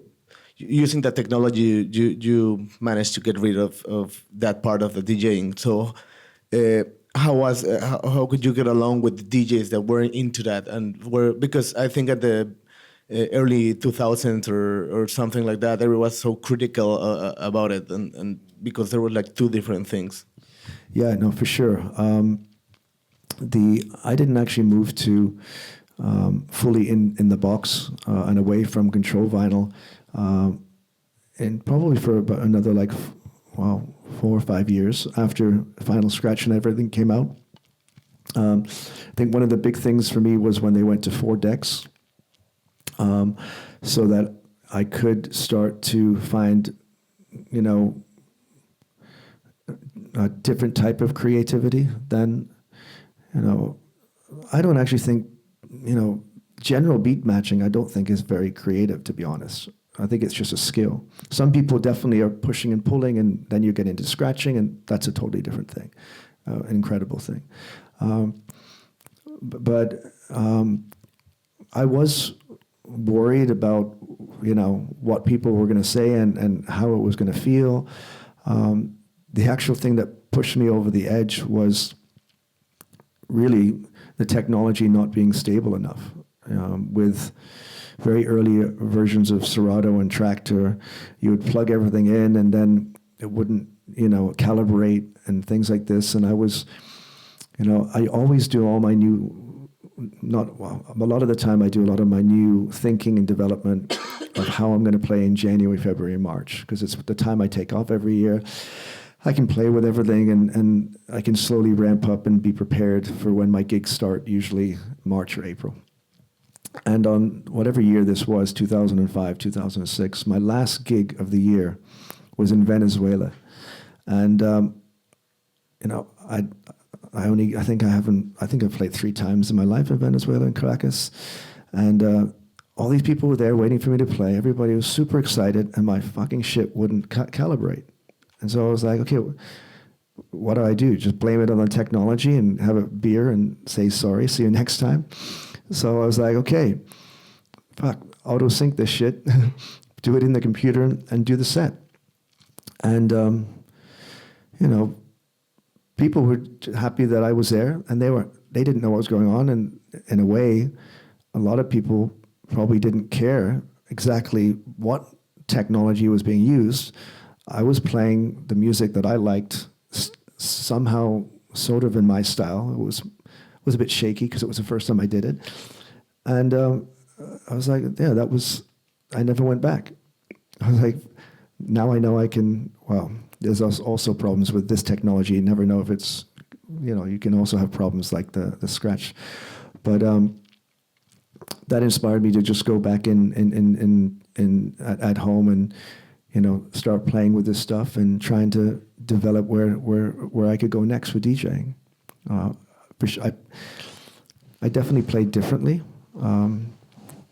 Sometimes we didn't really answer that point. Sometimes you can get into too many knobs and get too much into it. Sometimes I listen to a set, I'm like, okay, I I was fiddling around too much. You know, my brother and my girlfriend call it noodling. Sometimes I'm noodling too much, and so you have to find that balance.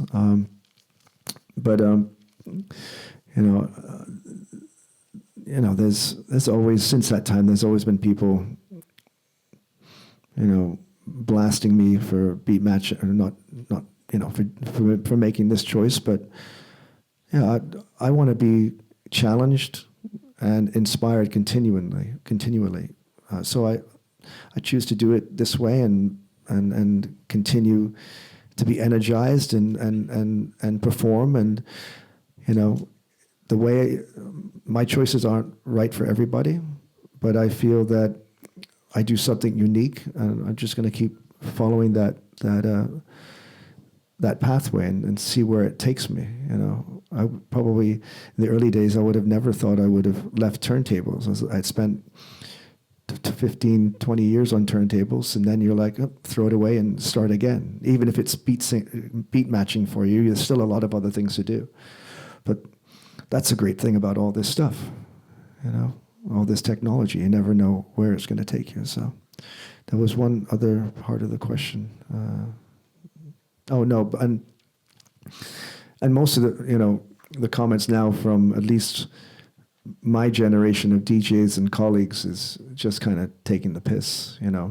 I was playing for New Year's Eve 2 years ago, and with my very good friend F.U.S.E, who is an adamant hardcore vinyl lover. And it always, like, when I'm in the same booth with him, he always rolls his eyes when he sees my computer.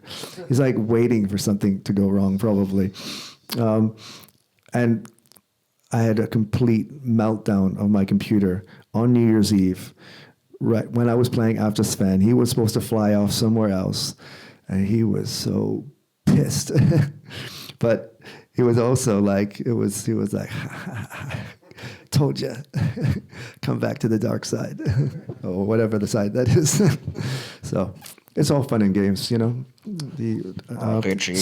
is as a good example. He's followed his path and his dream, and he selects music in a completely different way than me. He plays some records that sometimes I'm like, how could he play this record? And I'm sure he does the same with me. He uses the same mixer, but in a completely different way. But he's following his path and his dream. He has his authenticity. He has his style, and that's why he's Sven-Väth. He's a crazy motherfucker, but he's dedicated to that way. So I'm dedicated to this way. Well, thank you. We have one more in the back, and then I guess we continue tomorrow. Yeah, this is a simple question. I mean, you have so many different activities. How much time do you find to make music? Not enough time, for sure. Good question, especially as we're sitting, in Japan, the land where people follow one craft and perfect that over a lifetime, which I very much respect and admire.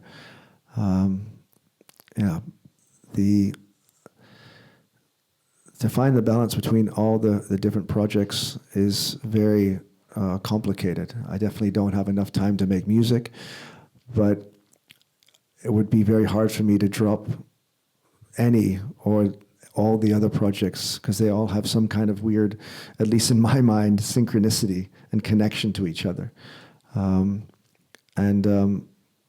I love all these things going on. And I think, if you love what you do and you're inspired, that energy really gets transferred, and that also comes into how I'm playing and things like that.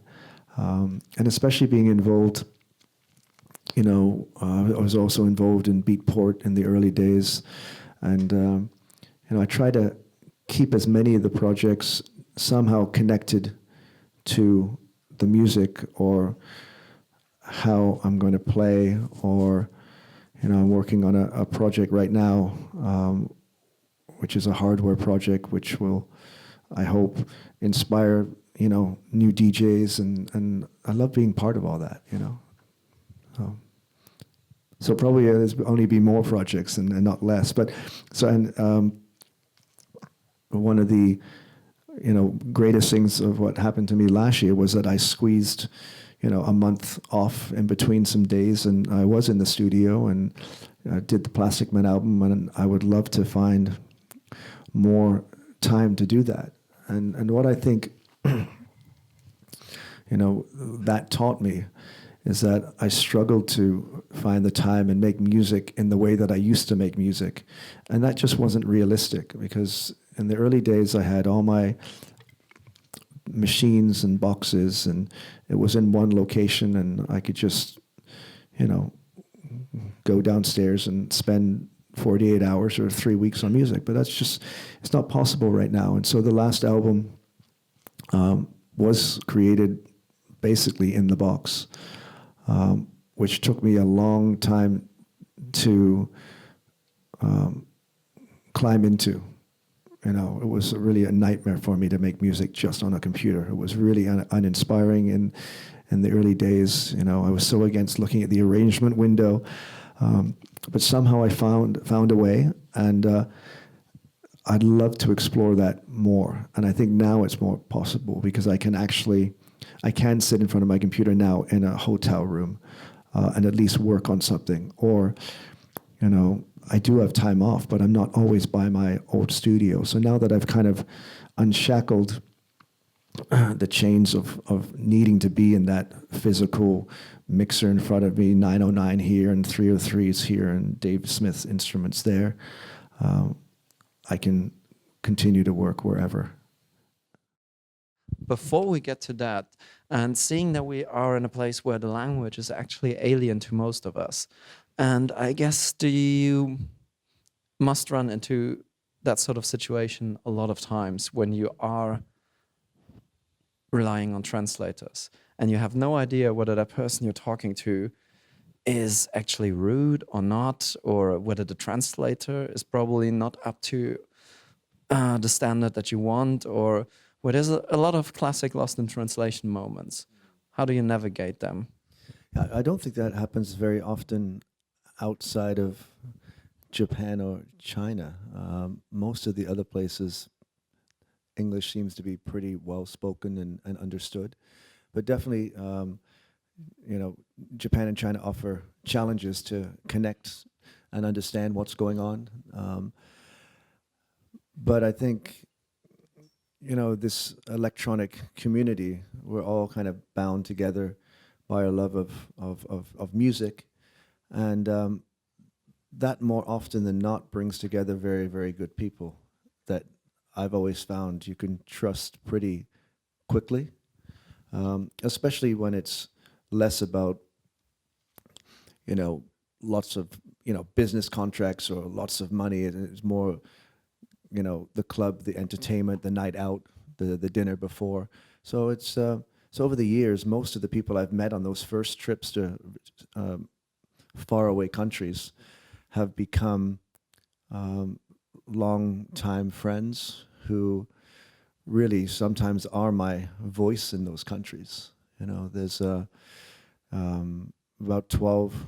I came to Japan 20 years ago for the first time, and for the first 5 years, I had my friend Kenji translating, and then shortly after that, about 15 years ago, I met my friend Yuki Ito, who works for Womb Club. Oh, he's over there. You should translate this back into Japanese. and over playing, gigging, traveling the country together, sharing a lot of great meals and a lot of incredible Japanese sake, we became really good friends and got to know each other, and kind of have been on a trip to learn, in a way, both together, more about each other and Japanese culture, because we've kind of got sidetracked onto this discovery of Japanese sake, which we kind of started together. And not only have I learned a lot more about the culture through Yuki's interpretations and through Yuki's eyes, but I believe that Yuki has found out some things about his own culture by experiencing them through my eyes. So yes, translation and interpreters and going to faraway places can be incredibly challenging or leave you feeling somewhat alone. But I think if you're ready to get in there and connect to the local culture, and you want that, then most of the times the local people see that, and they're super excited and also proud to take you on that trip. And I've definitely found that more so than anywhere in Japan. Right. So what do we do here today? I mean, I'm missing the cube in here. I thought we were gonna do the cube. Yeah, well, you know, it's budgetary concerns. What is that cube? Well, I think I'm going to sidetrack off of that before we get into the cube, which is related to the Plastikman project. Maybe we'll pick up where we left off yesterday and finish a little bit of the DJing stuff, because it is two different beasts, how I play and the equipment, and also how we perform and create a visualization for both the DJ show and the Plastikman live show. So I showed you the setup yesterday. What you were right that I forgot my most important apparatus, my foot pedal, which has been with me since I don't know, probably like 96, 97. At that time, I was taking an Ensoniq DP4 effects processor with me, and pretty much the reason, well, a couple of reasons I was using that was, one, it was my main effects processor for the Plastikman albums in my studio, because of the delay effects, which I really liked, and two, that it had a CV input on the back. So, you know, I'm sure, unless you're drawing everything on Ableton with your mouse, it's very important for me in all these things to capture the movements of the human and somehow make that come through the machines. And we only have two arms, so there's only so many knobs you can twiddle. And so very early on in the studio, I had this foot pedal, and it was just another way of, you know, expressing myself and doing different effects. So it really made sense to bring that DP4 Ensoniq box with me on tour. So when in the early days, when I was playing records, I had, you know, another way to interface with the equipment.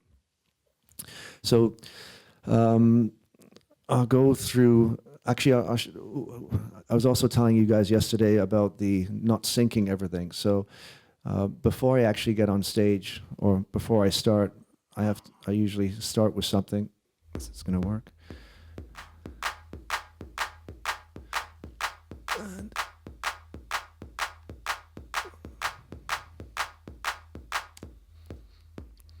So, and then just start things manually and bring things into alignment. And again, I would be doing this on my headphones before I started.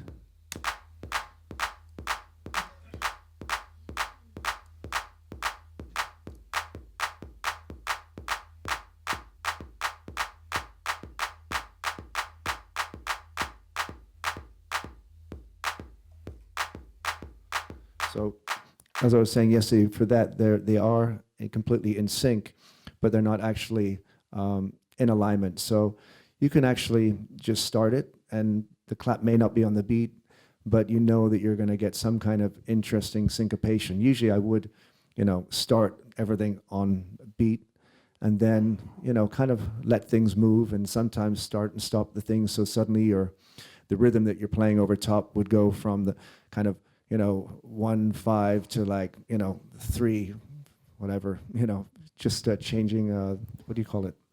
The kind of offsetting the groove. And that, you know, especially when you're playing live, it's also a very quick way for me to stop and start something, and then suddenly, especially when you're kicking a new track in, come up with a kind of an opposing rhythm that connects to the rhythm that I was just playing, just by doing that quick offsetting. So, how important is the first audio that you send to the people to you? Like, do you do much of an intro, or? Yeah, so I always do. Well, we talked about this yesterday also. It's depending on, you know, you're in a different place, you're in a different mood, you're in with different people every night or every time you play. So I like to have as many possibilities in the record crate to go with a certain feeling. Generally, yeah, there has to be some type of intro. That's not always like a, could be completely ambient. Or a lot of times when I'm playing with other DJs or live shows, I'll lock into the same kind of tempo and we'll do some type of smooth transition. But maybe even playing, this over the last DJ for the last, couple of minutes, as long, I ask them first, so that there's some kind of bridge and smoothness to the transition, so that I don't really want to jar people too much, You want, if someone's on the dance floor with their eyes closed and they're really into the rhythm and totally lost in the music, then somehow I want them to follow this journey, not open their eyes, but realize there's been a transition, someone new's coming on, but still be lost in that moment. So there has to be a very smoothness, and you have to think about that. So so I would normally start with something and something like that. Again, what I'm using is adding the drums on top of, say, something ambient, bringing the kind of the percussion in from the song, adding claves and other, somehow, I like drums that are kind of musical, so toms and things that you can detune, and then starting to offset the rhythm. Because I really like people when they're dancing. My favorite time is like if you kind of get them to find strange grooves, which are nearly like on the edge of losing the groove, so you kind of nearly trip over yourself. And like we said yesterday, it's also why I like very minimalistic music. I like just adding these little notes around and letting the delays and the interplays between the delays and the reverbs really open up space that people can climb into and dance around with their feet and also in their mind.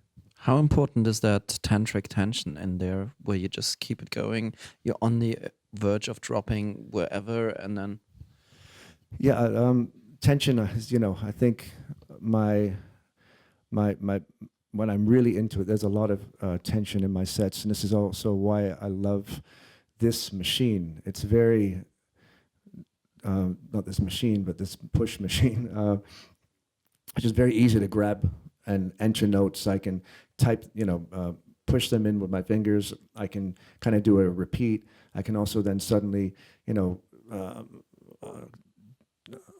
copy and paste that. I can do a lot of detuning. And so I can have rhythms going on for, over 3 tracks.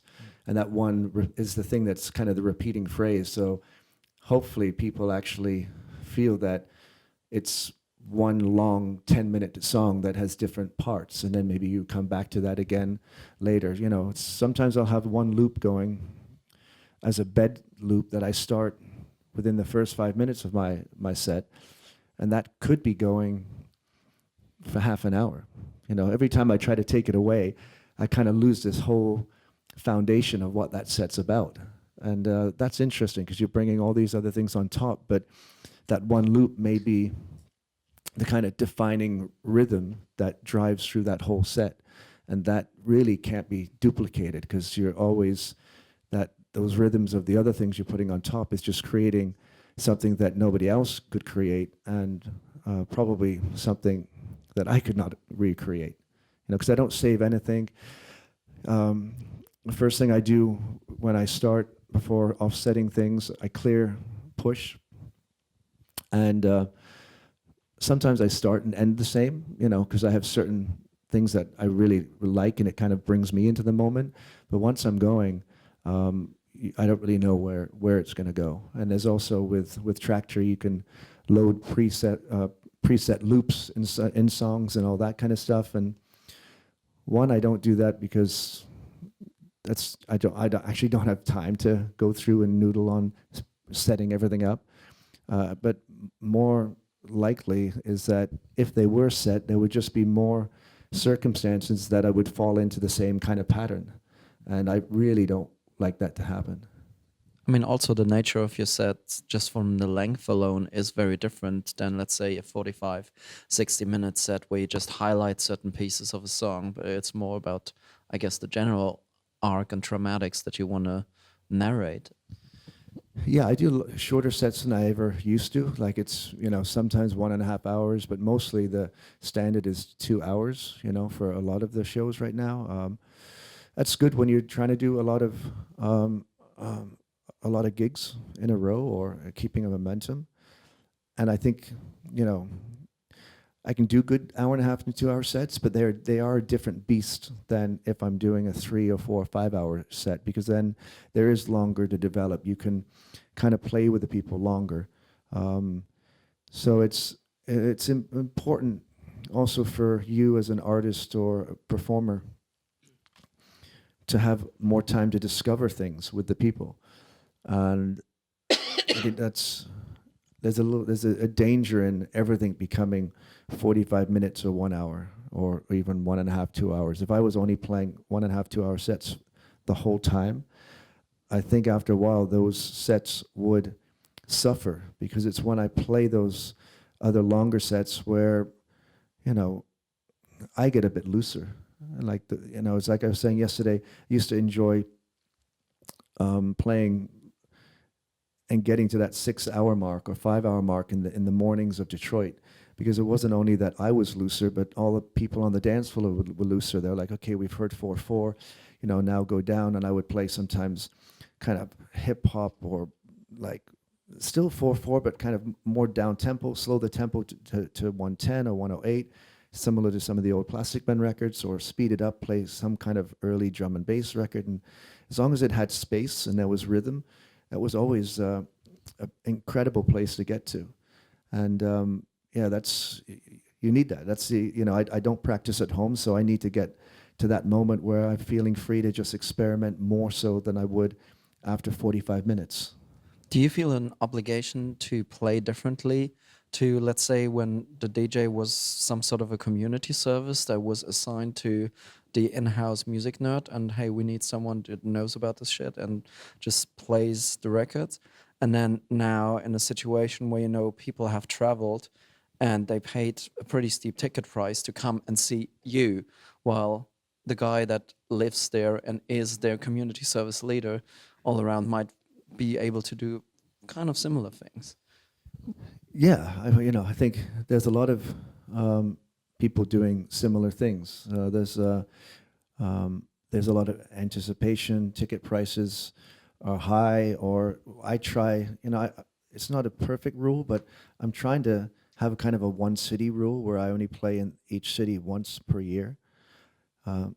There's places where I love to come back to, and I wish I could play more, but every time I play, the second time in London or the third time in London, that's basically in my mind, especially when a lot of people are going out only Thursday, Friday, Saturdays for a big night out, I'm taking 2 cities away from people. So to find a good balance in that and play in the right places, and knowing, I think people know that I don't come around so often, I want to give them the best possible, performance. And in that way, I try to,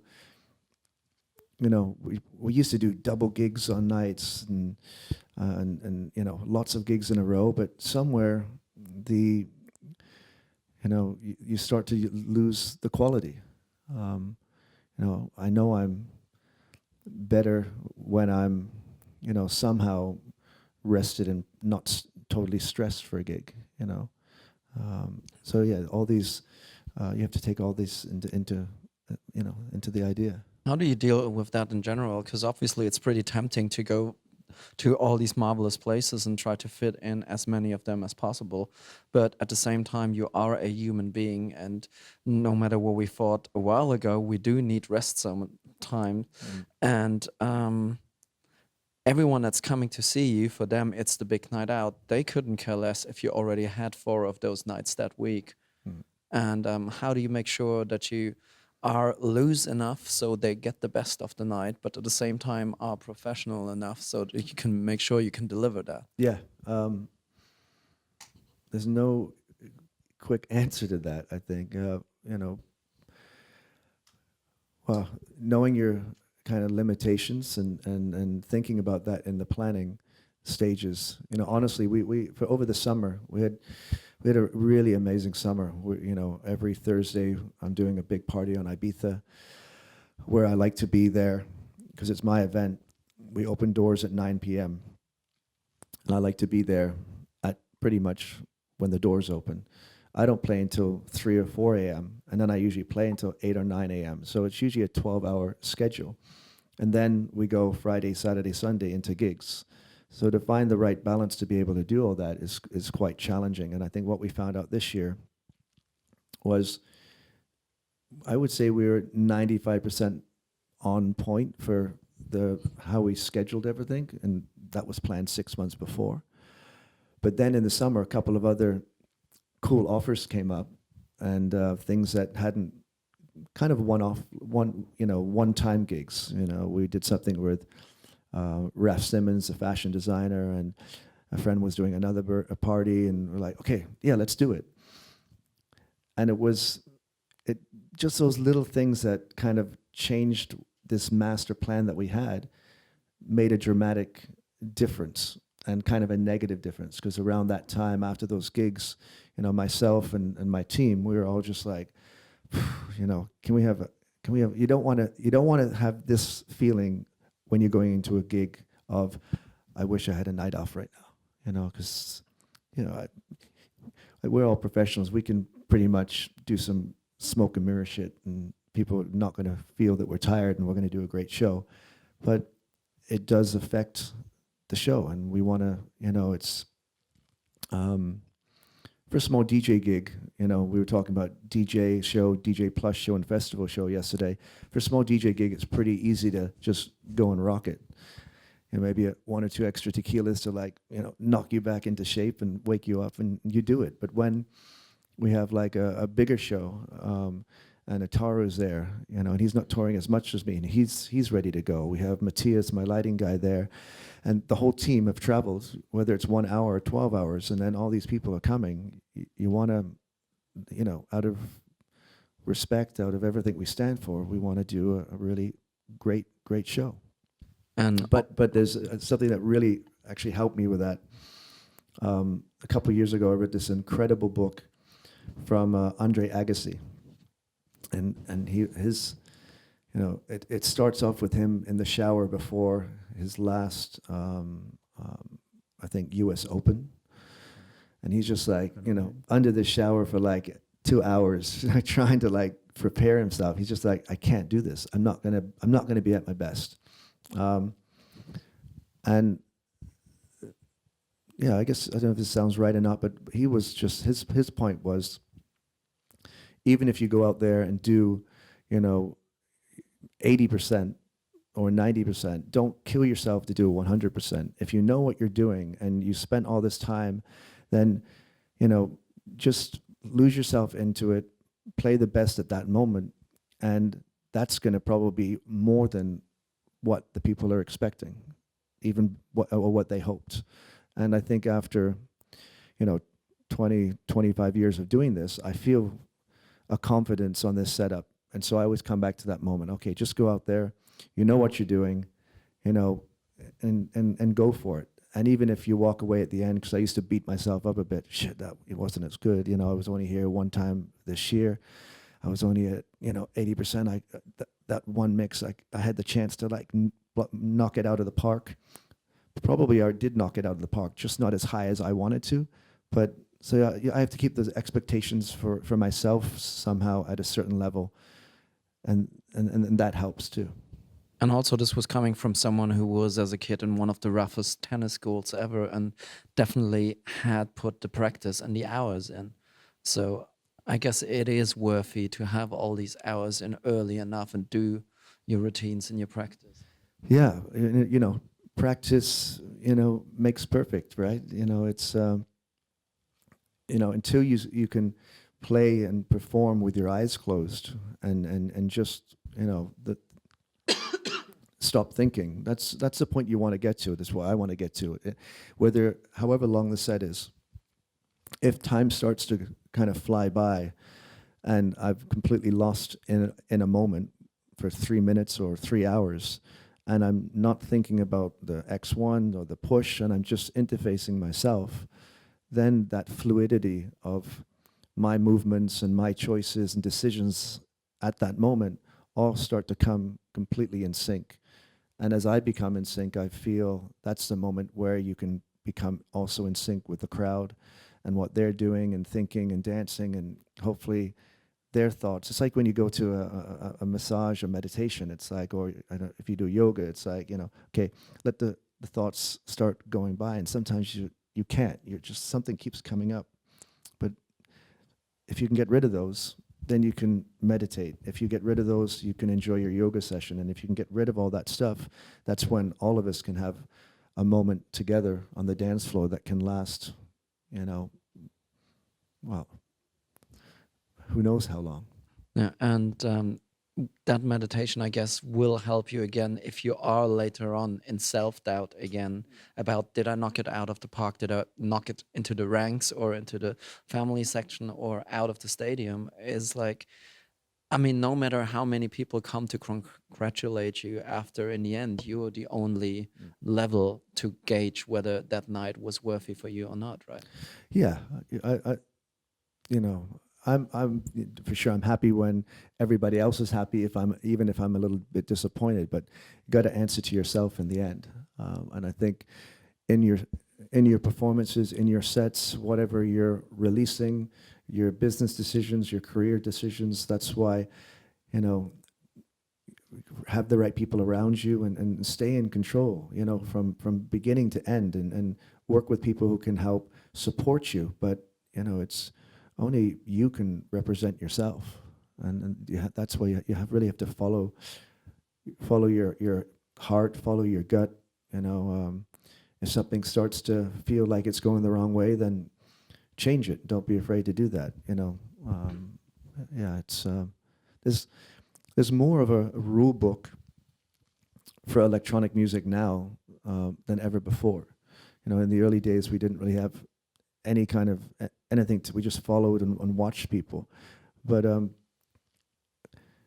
but don't be afraid to make your own decision. And just don't really.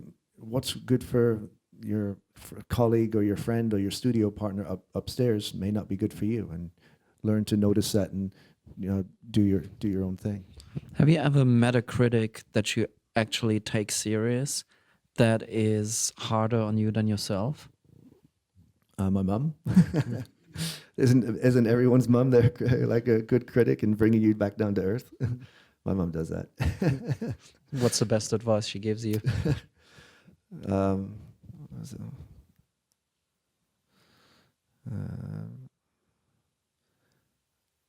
I don't know.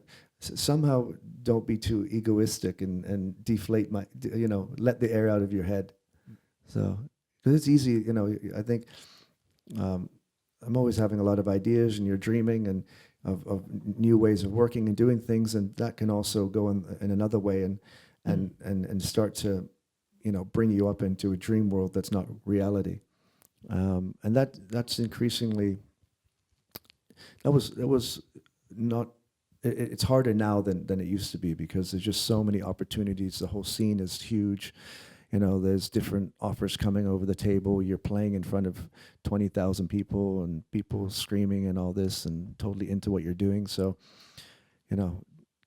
deflating the cloud that you're in or on sometimes, just coming back down. And again, that's why you need a good support team and network. My team, sometimes, when it's a good show, they're like, the first to high five me after. Or they're also the first to criticize me, or sometimes they just don't say anything. And I was like, I know what you're saying. So. You think it helped you that you were not the only creative son your mother had? I don't know if it was good for my mom, because I think we drove her crazy. My brother's a painter, so he's doing visual art, and I think it definitely helped each other. And cross-inspire each other. My brother was actually the first one to listen to Jeff Mills on the Detroit radio, and I was kind of going back and forth to past his bedroom and like, what's that crazy shit you're listening to? And it was after a couple of weeks or months that I was like, okay, it sounds really cool, and then kind of got into it, and then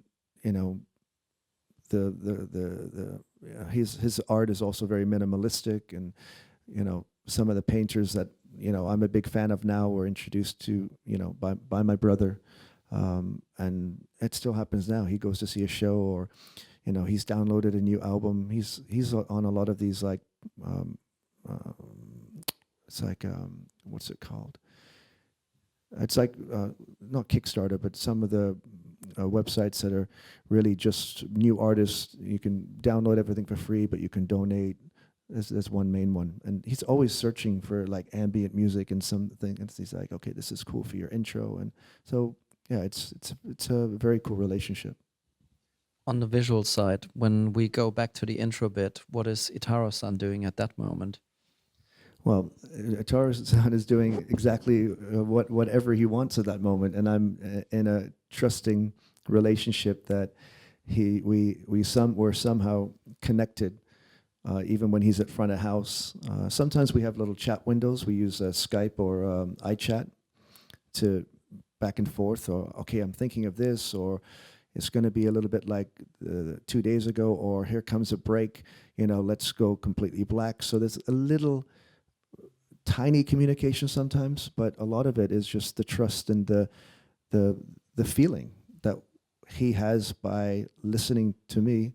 And then that I'm trying to, he has to kind of respond. How do you technically interface outside of the chat window? Are you doing real life interpretation? What you're hearing, or are you using software elements to do that? Actually, I can't remember when we chat on my computer, because I'm using Windows because of my software, and I mean, it's all about improvising when we perform Richie Hawtin DJ gig. People always ask me, do you get MIDI signal or sound? But in the end, I don't get anything. I just have one controller and one laptop, that's it, and I'm just following by my hand. Can we get a little bit of a demonstration before we explain that, so that people get a better idea?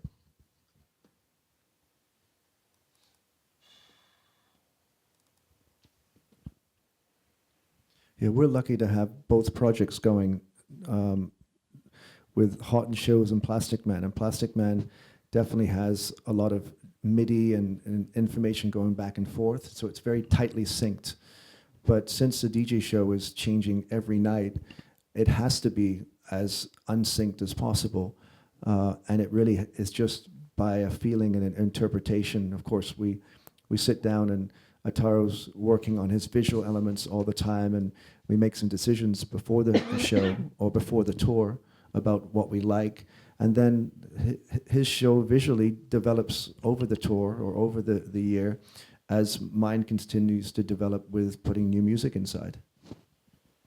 There's no way what Rich plays next, and maybe he also don't know what song you should play next.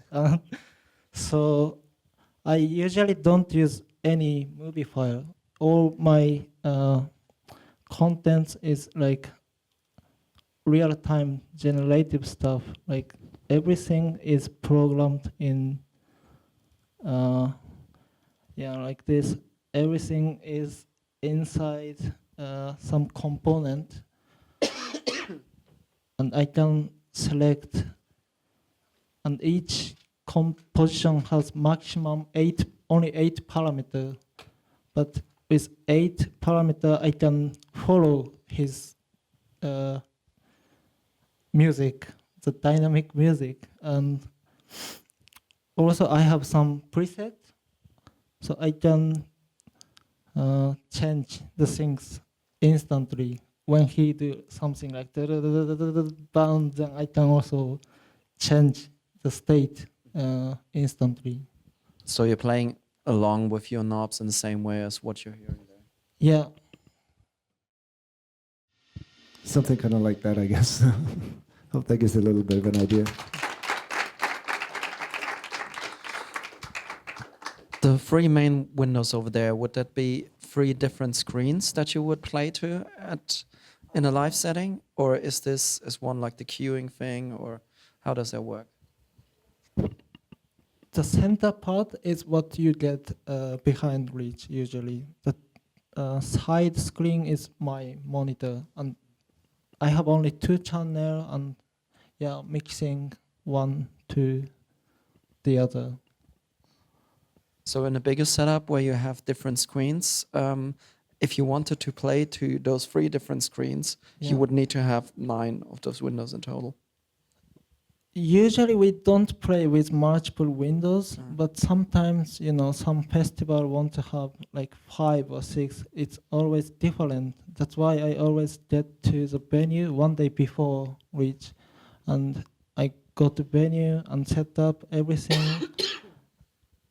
Every time different type of LED screen, different resolution, but I try to keep the good quality always.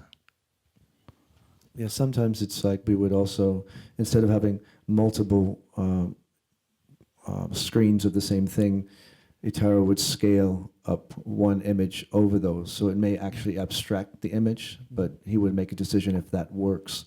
And a lot of the,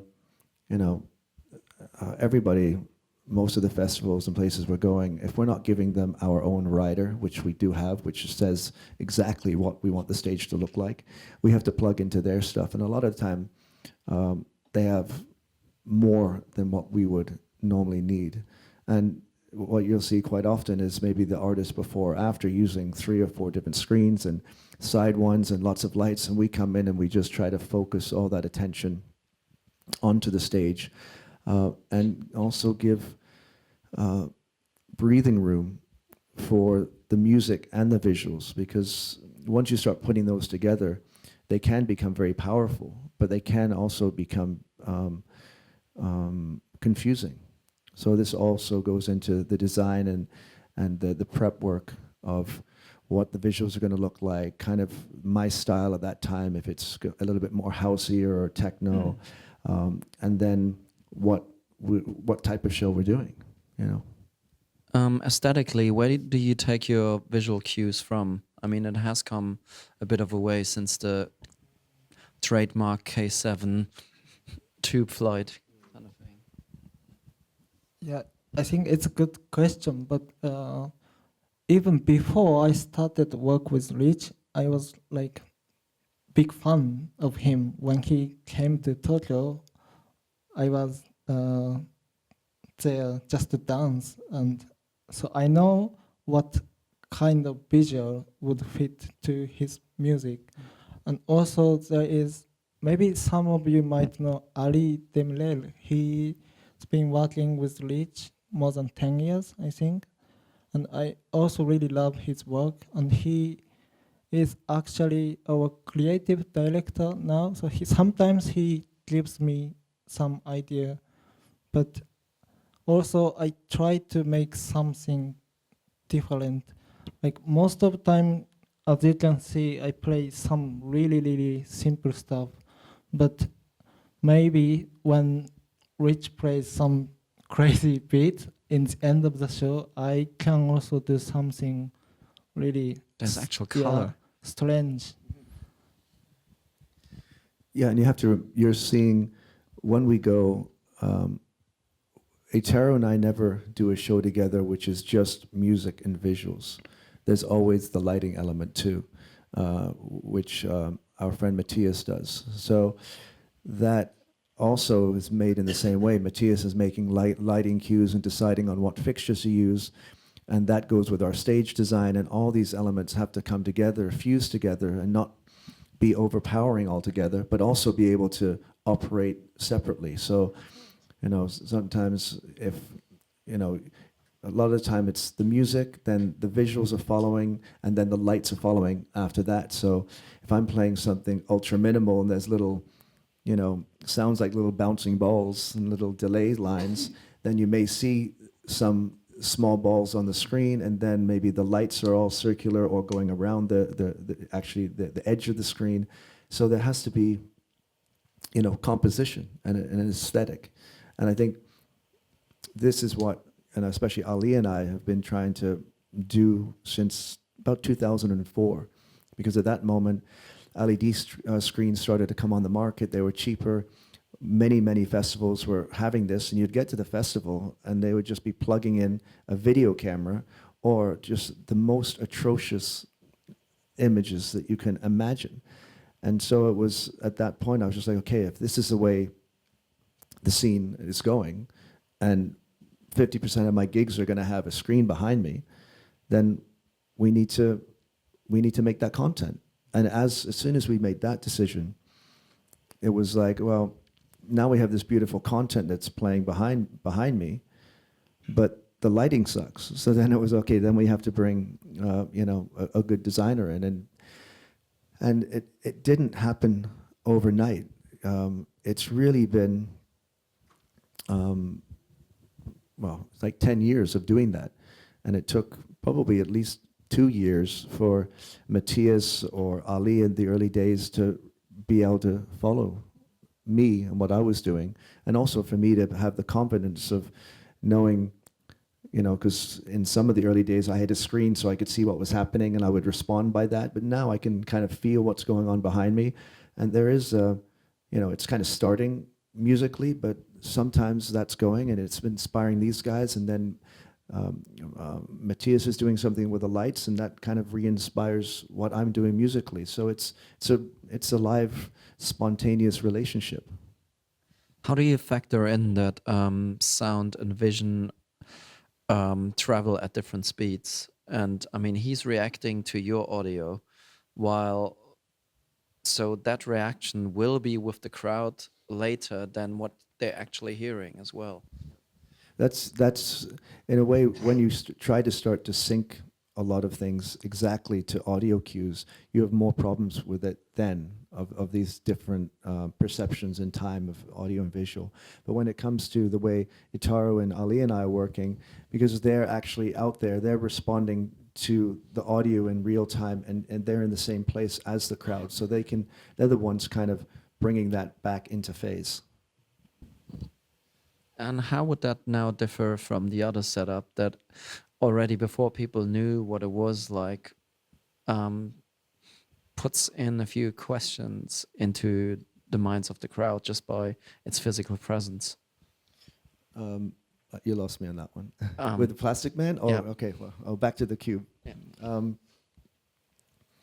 Yeah. It's that works in a completely different. That show, of course, is the Plastikman is a live show that's only my material. So for that, we had to make some different considerations. We knew there was a certain amount of songs that we wanted to do, and we really wanted to make a show that was more synchronous and connected, and so it's as this is completely, I think this computer with all my DJ stuff in is pretty unorganized. The Plastikman show is all laid out, and we have some rules in how we can play for that. We can only play these 10 songs. We've actually, at this point, we have to play those songs in this order. But between the beginning and the end of each song, we can kind of play and have a system that as I'm changing different MIDI notes, that's the actual same notes that you're hearing, and also triggering images on the screen. So it's kind of an in-between of being a live show and a DJ show. I have some flexibility once I'm playing a song, but I know that the next song 2 comes after 1, and song 3 comes after 2, and so it's a bit more methodical. What's the best way to highlight that or to showcase it? Let's move this screen over to this one. How many of you guys are Ableton users out there? Okay, cool. So now I'm speaking your language more. So I have a lot of these, a lot of the things grouped in here, but you can still see it's pretty it's a pretty big session. And basically, what you can see here is each one of these. That's song 1, which goes down to song 2, song 3, song 4, and so forth. What I chose to do, and everything runs live. There's no audio, as in audio waveforms or files. There's some samples for drums.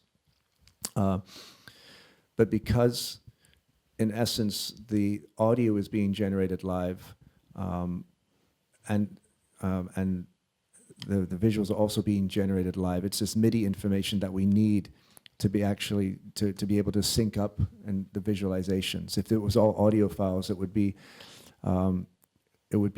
what you see very often in some of the other live shows that have very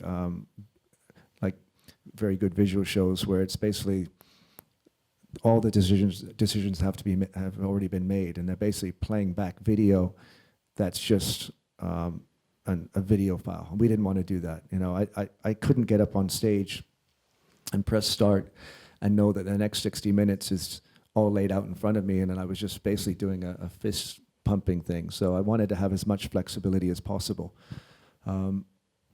How much of a pain was it to recreate the actual music then?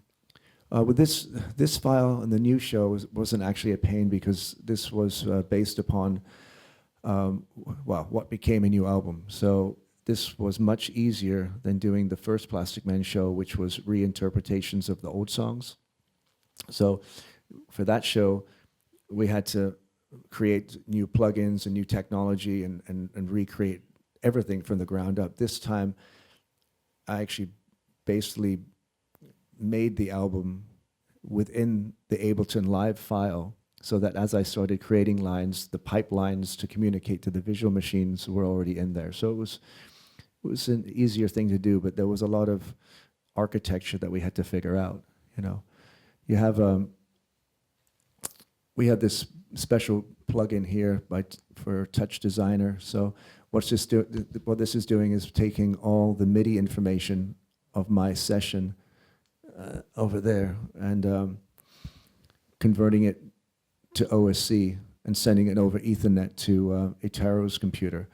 So we have all these different knobs which can be assigned to both a musical plugin on my side, but also be assigned to a visual plugin over on his side. So when I open a filter on a 303, perhaps that changes the color, you know, parameter on the visual computer. So of course I have to make the songs, and I have to do the rhythms and all that, and Etaro has to make visualizations. But because this is all running live and it's all MIDI information, it's very easy to kind of manipulate that as we go. It's because we have two projects going on, it would be absolutely ridiculous if they were, you know, just Rich doing different songs with the same kind of visuals. So we wanted to actually, you know, I wanted to do two totally different things. Rich, the DJ, is, you know, on stage with visuals behind him, and in that kind of context. And it's also a dance floor thing, which I'm trying to get people to move. And with Plastikman, what we're doing right now is I'm only interested in playing in strange locations or positions, or preferably not at festivals. This was at Sonar because they're good friends of mine, but you know, in art galleries, we did the Guggenheim last year, and I try to place myself within the crowd, and so I'm actually, you know, responding to the object. It's a bit of a like kind of a David and Goliath idea, but I'm kind of within the, you know, the audience having the same kind of experience. So you can. Yeah.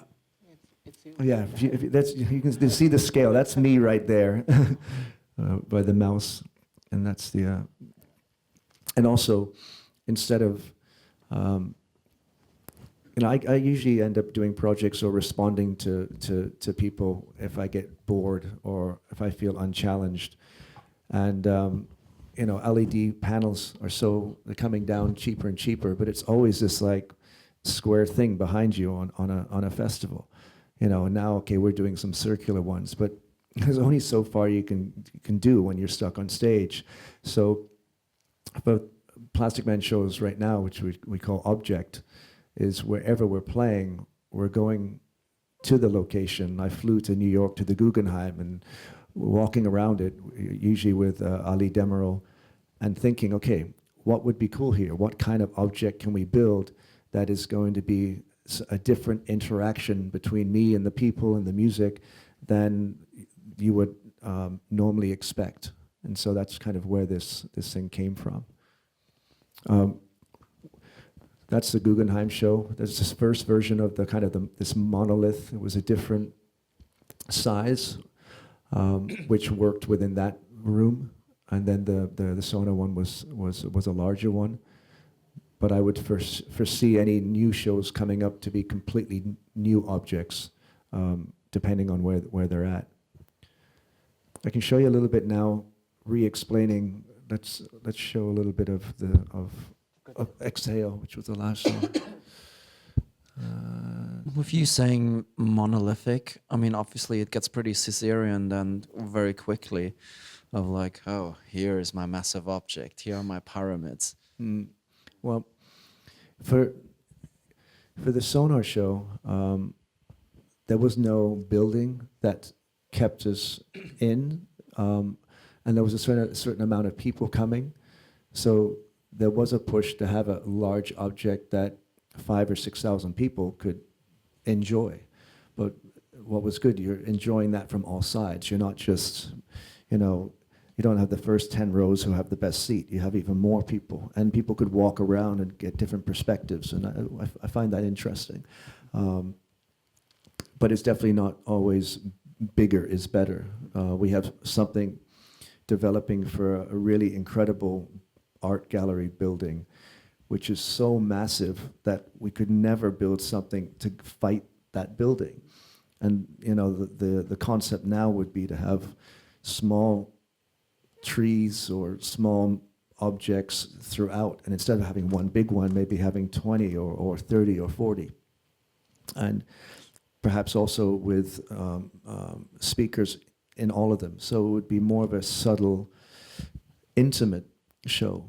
If we did that, I would maybe even cut down on the amount of toys I need to play that performance, maybe make some more pre-decisions, and just even have something like 8 knobs and faders or push or something that could go wireless, so that I could kind of travel through the forest and play in the forest, at the forest, with the forest, while other people are going through. So it's so Plastikman is a bit, again, it would be silly just to have 2 boom, boom, boom shows. I think I'm really good at making people dance on my DJ side, so the Plastikman side can be a bit more open and experimental, which is, I think I said yesterday, if I'm having fun and challenge and there's a new project, and I'm inspired, I think that's infectious for me and for the people.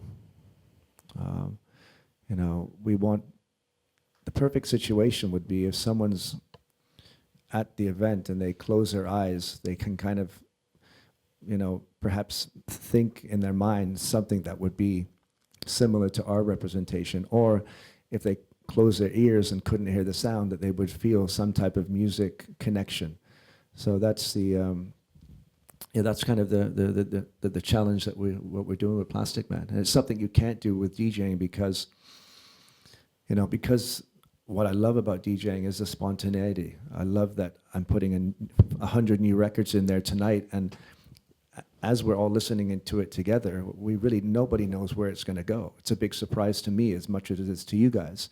But with Plastikman, we have these decisions that we have to make 6 months ahead. We've got the songs. Itaro has to be like, okay, I think circles and the colors, purples and greens, this makes sense. And he starts to work on his ideas, and then we bring the computers together. And a lot of the time, we get to a point where we're building the show together. I'm kind of developing arrangements, and I'm playing with how I'm going to change, on these lines. Perhaps the lead line, I'm going to definitely use some filter sweeps to make the sound go, to make the line sound good. And so if that makes sense for it, then we'll say, okay, well, Rich is going to play with a filter on this. What does that filter change look like on the screen? So, and once all that's in place, you know, we just call it, it's like a big system, and then you can play the system. But it takes a long time to make that system and all the pipelines, you know, work and be stable. Because you definitely, you don't want to have any crashes. And then the new Plastikman show is also, I can't show you that now because we need to have a Ethernet Dante network. Anyone know what Dante is? Okay, Dante is cool. You should check it out. It's basically audio over Ethernet. So at the live show, we have my computer, 2 visual computers, one for backup. Then we also have the digital mixing console and a digital recording device, and they're all just Ethernet together. And we can, you know, I have 16 nodes, and I can say, okay, send these nodes over here. I have to send 4 lines to a tarot because some of the show is actually listening to the audio and making visual waveforms. It's super flexible. Anyone who wants to do multi-channel audio shows and things like that, check out Dante.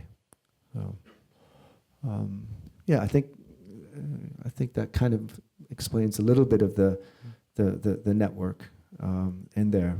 I think Taro said this is he's using Touch Designer, which is made by a Canadian firm. From me looking over his shoulder, I think it's very, very, very, very complicated. But it looks a lot like Logic environments. Yeah, but Logic environments, you can click on it and go into it once, but here it seems to every time you click on it, you go into another level that you never knew existed before.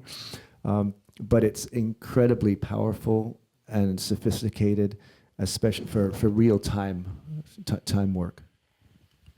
Obviously, you would never say such a thing, but is there moments in the show where Itaru-san thinks like, oh God, now he's doing this thing again. How am I going to match that? I told you, Richie, don't do this because I can't follow up with it.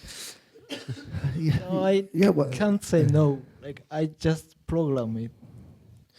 Yeah. Well, actually, for the Plastikman show, once Itaru has set the computer up and it's all working, he won't touch the computer or anything for the whole show because everything is coming from my MIDI controllers and stuff like that. For the Hawtin show, yeah, there's moments of synchronicity and there's moments of like pure perfection and there's moments where things start to kind of diverge. But that's also, I think, creating a DJ or bass show is like a story. It's like a tapestry, and those type of shows, whether they're 1 hour, 2 hours, or 10 hours, need to be like a story. There needs to be some moments of anticipation. There needs to be some moments of reflection. There needs to be moments that kind of bring you down, that are heavy, and also things that uplift you in a light. And leaving, kind of putting our heads together and coming to the show with a whole bunch of audio, visual, and lighting cues and ideas, and then somehow over time creating a relationship between us all so that we all are doing our own thing, but kind of for a connected, for a greater good. You can really create a very powerful situation. But it takes more than one person. It takes more than us three. It takes a team. It takes planning. And that's where we get back into having 10 or 12 people on staff and, thinking about logistics. And like Itaru said, sometimes he's there 1 or 2 days before a show. Sometimes we have 2 big shows on a Friday, like a Friday night and a Saturday night. And we have extra friends who will go and advance one show so that when we finish show on Friday, we fly direct to the Saturday show, but everything's already been tested and checked. And that's when it is like rock and roll. You got to dial it in, and you've got to, be on the tour bus, go into the next thing, and know that you have trusted friends at the next place, making sure the show can go on. And then Lufthansa decides to go on strike, and then that's that.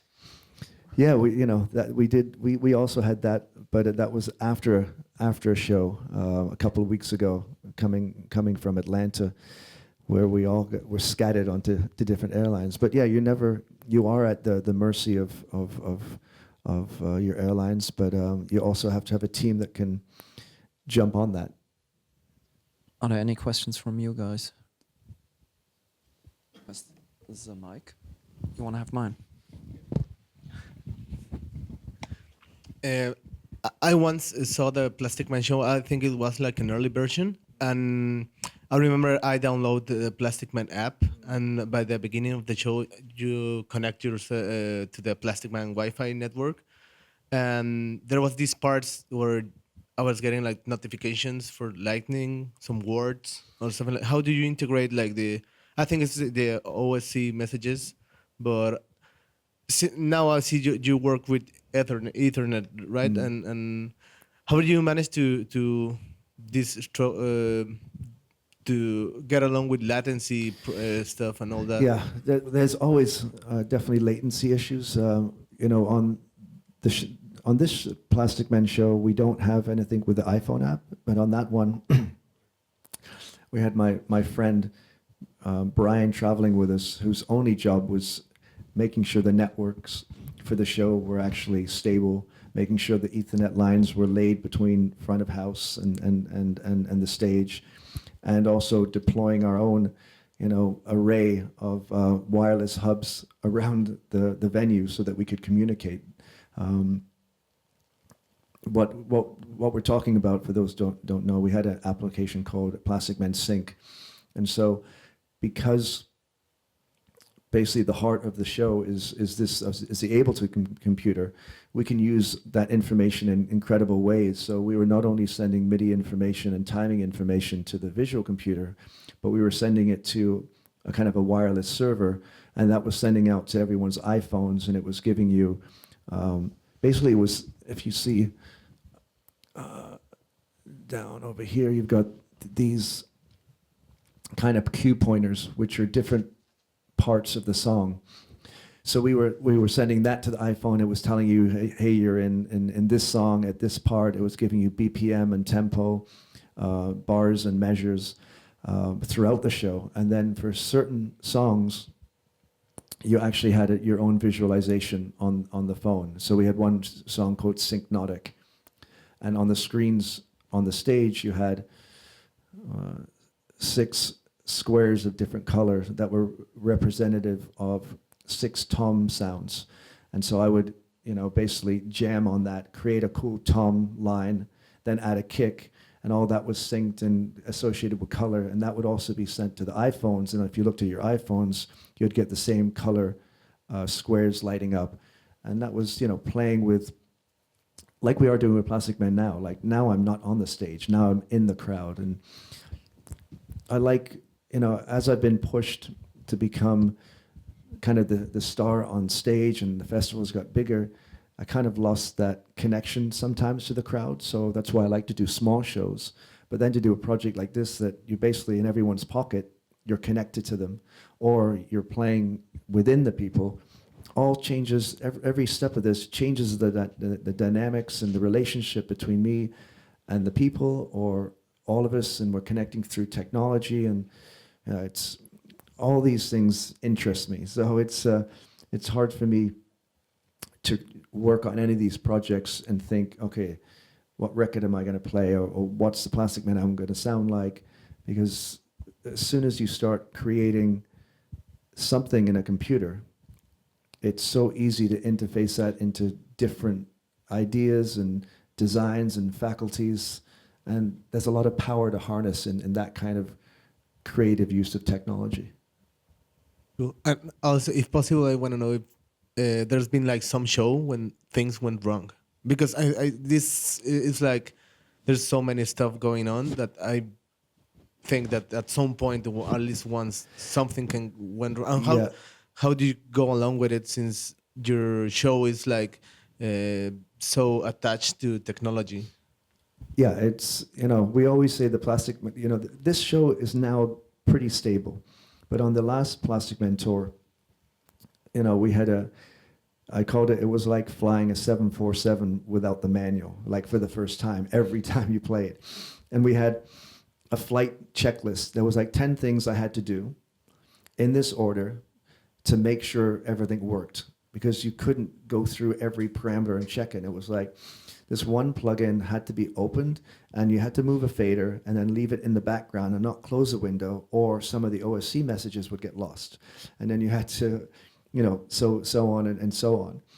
And most of the time it worked, but we did have a couple of crashes. So we had one time in Detroit, of course, Detroit, my hometown kind of, and, you know, the whole LAN network went down from the front of house to the stage. So basically, black screen, you know, lights off, done. And my guys couldn't do anything because, you know, I was in control. Basically, they were standing in front of a lighting console that was dead. And so for 5 minutes, the show continued with audio. And we just hoped that people thought it was meant to be like that.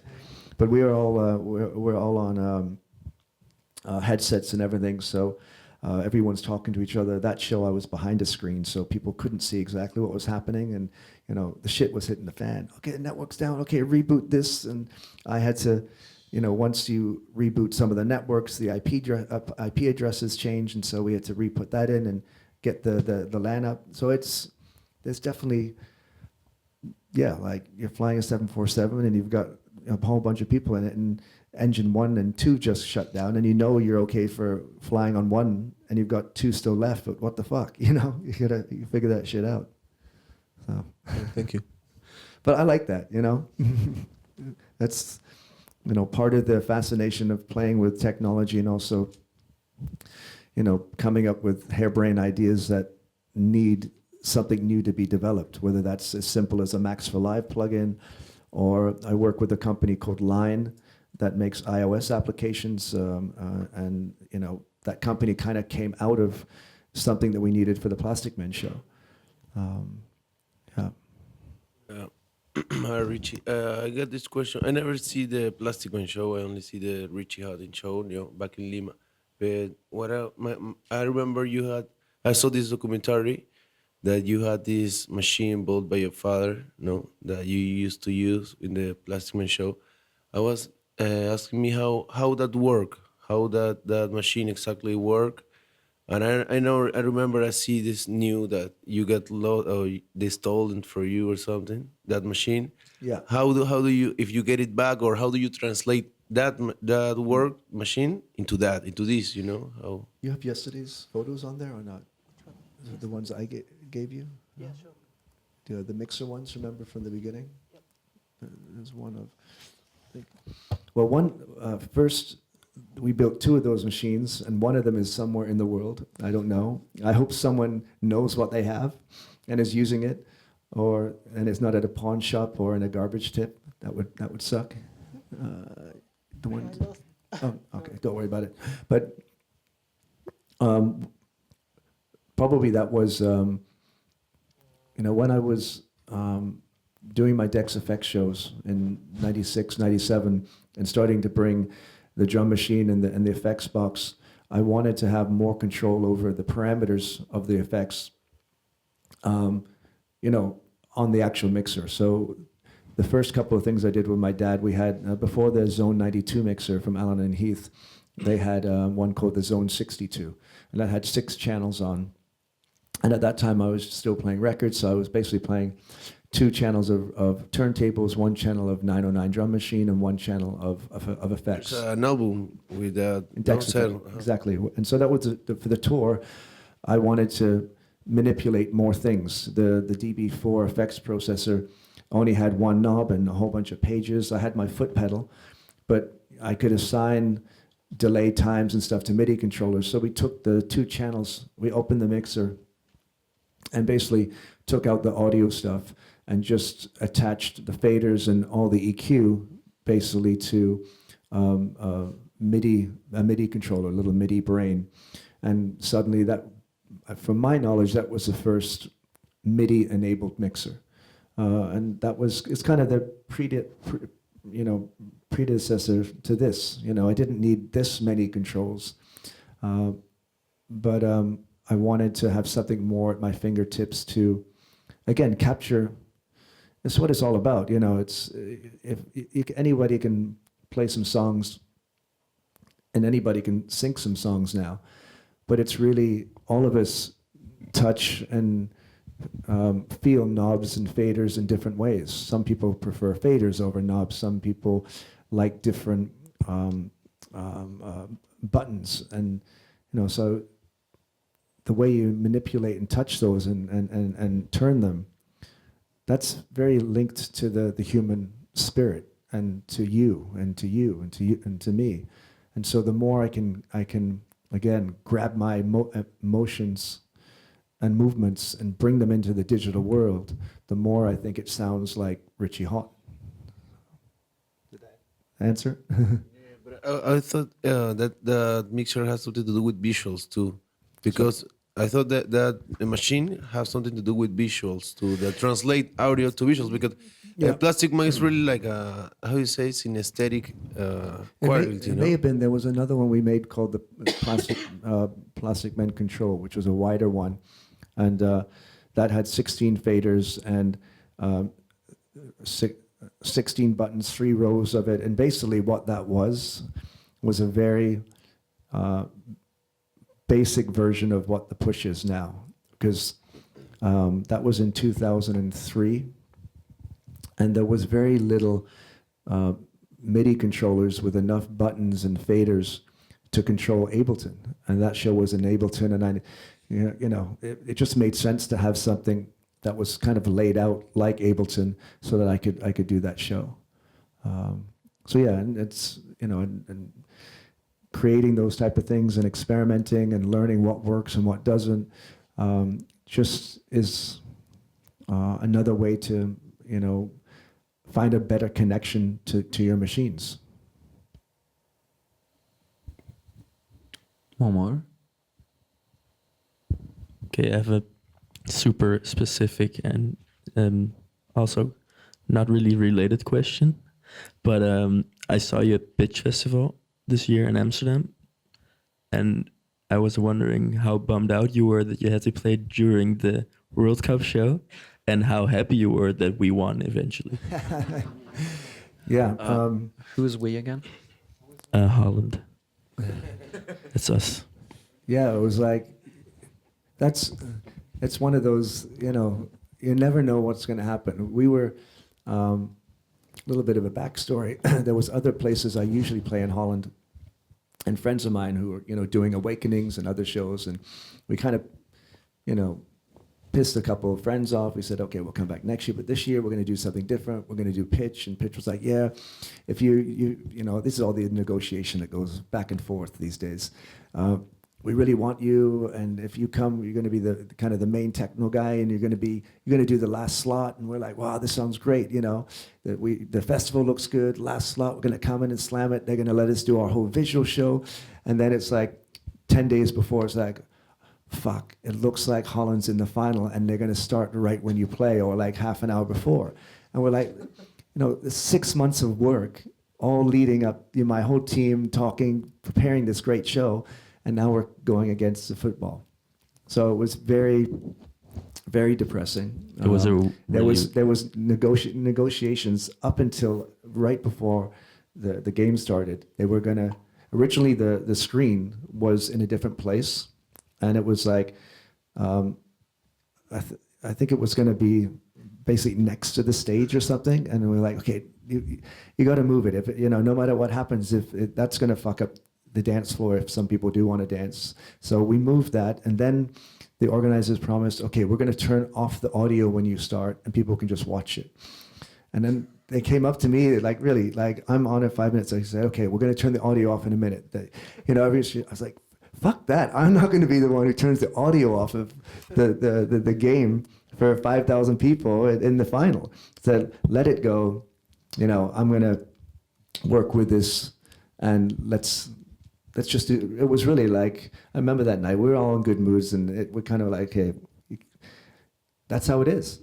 And let's do a great fucking show. And in the end, you know, the game ended and the people came over, and it was one of our best shows of the summer. It was fucking incredible. The feeling of the people.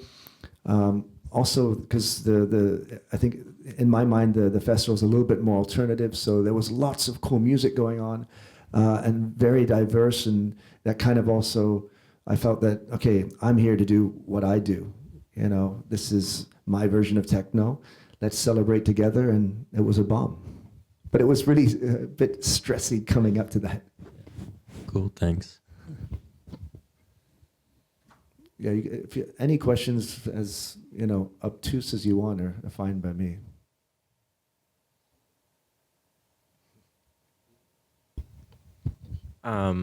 You mentioned that you were really into Grimes music. I was wondering if there's any other like non-techno artists that you really like right now, or in general. I'm sure. I'd probably have to look at my iTunes and look what I've been downloading.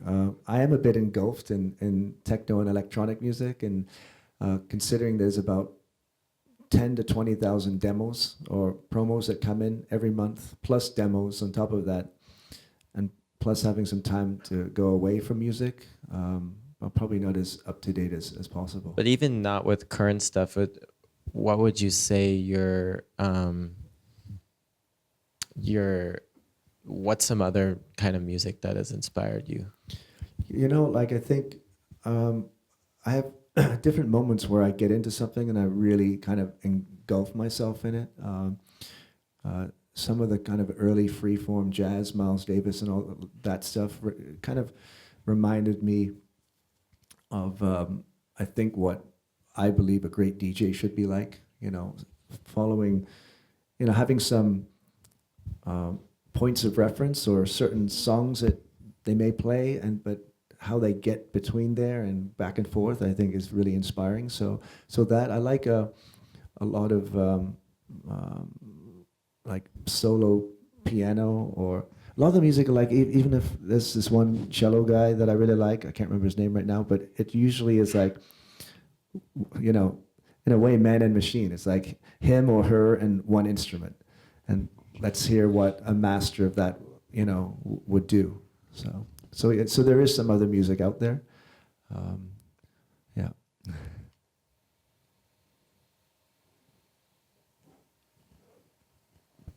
I guess it's back to the studios and discussing the World Cup and its further implications, but not without giving the man a hand for sharing so openly for 2 consecutive days. Thank you very much.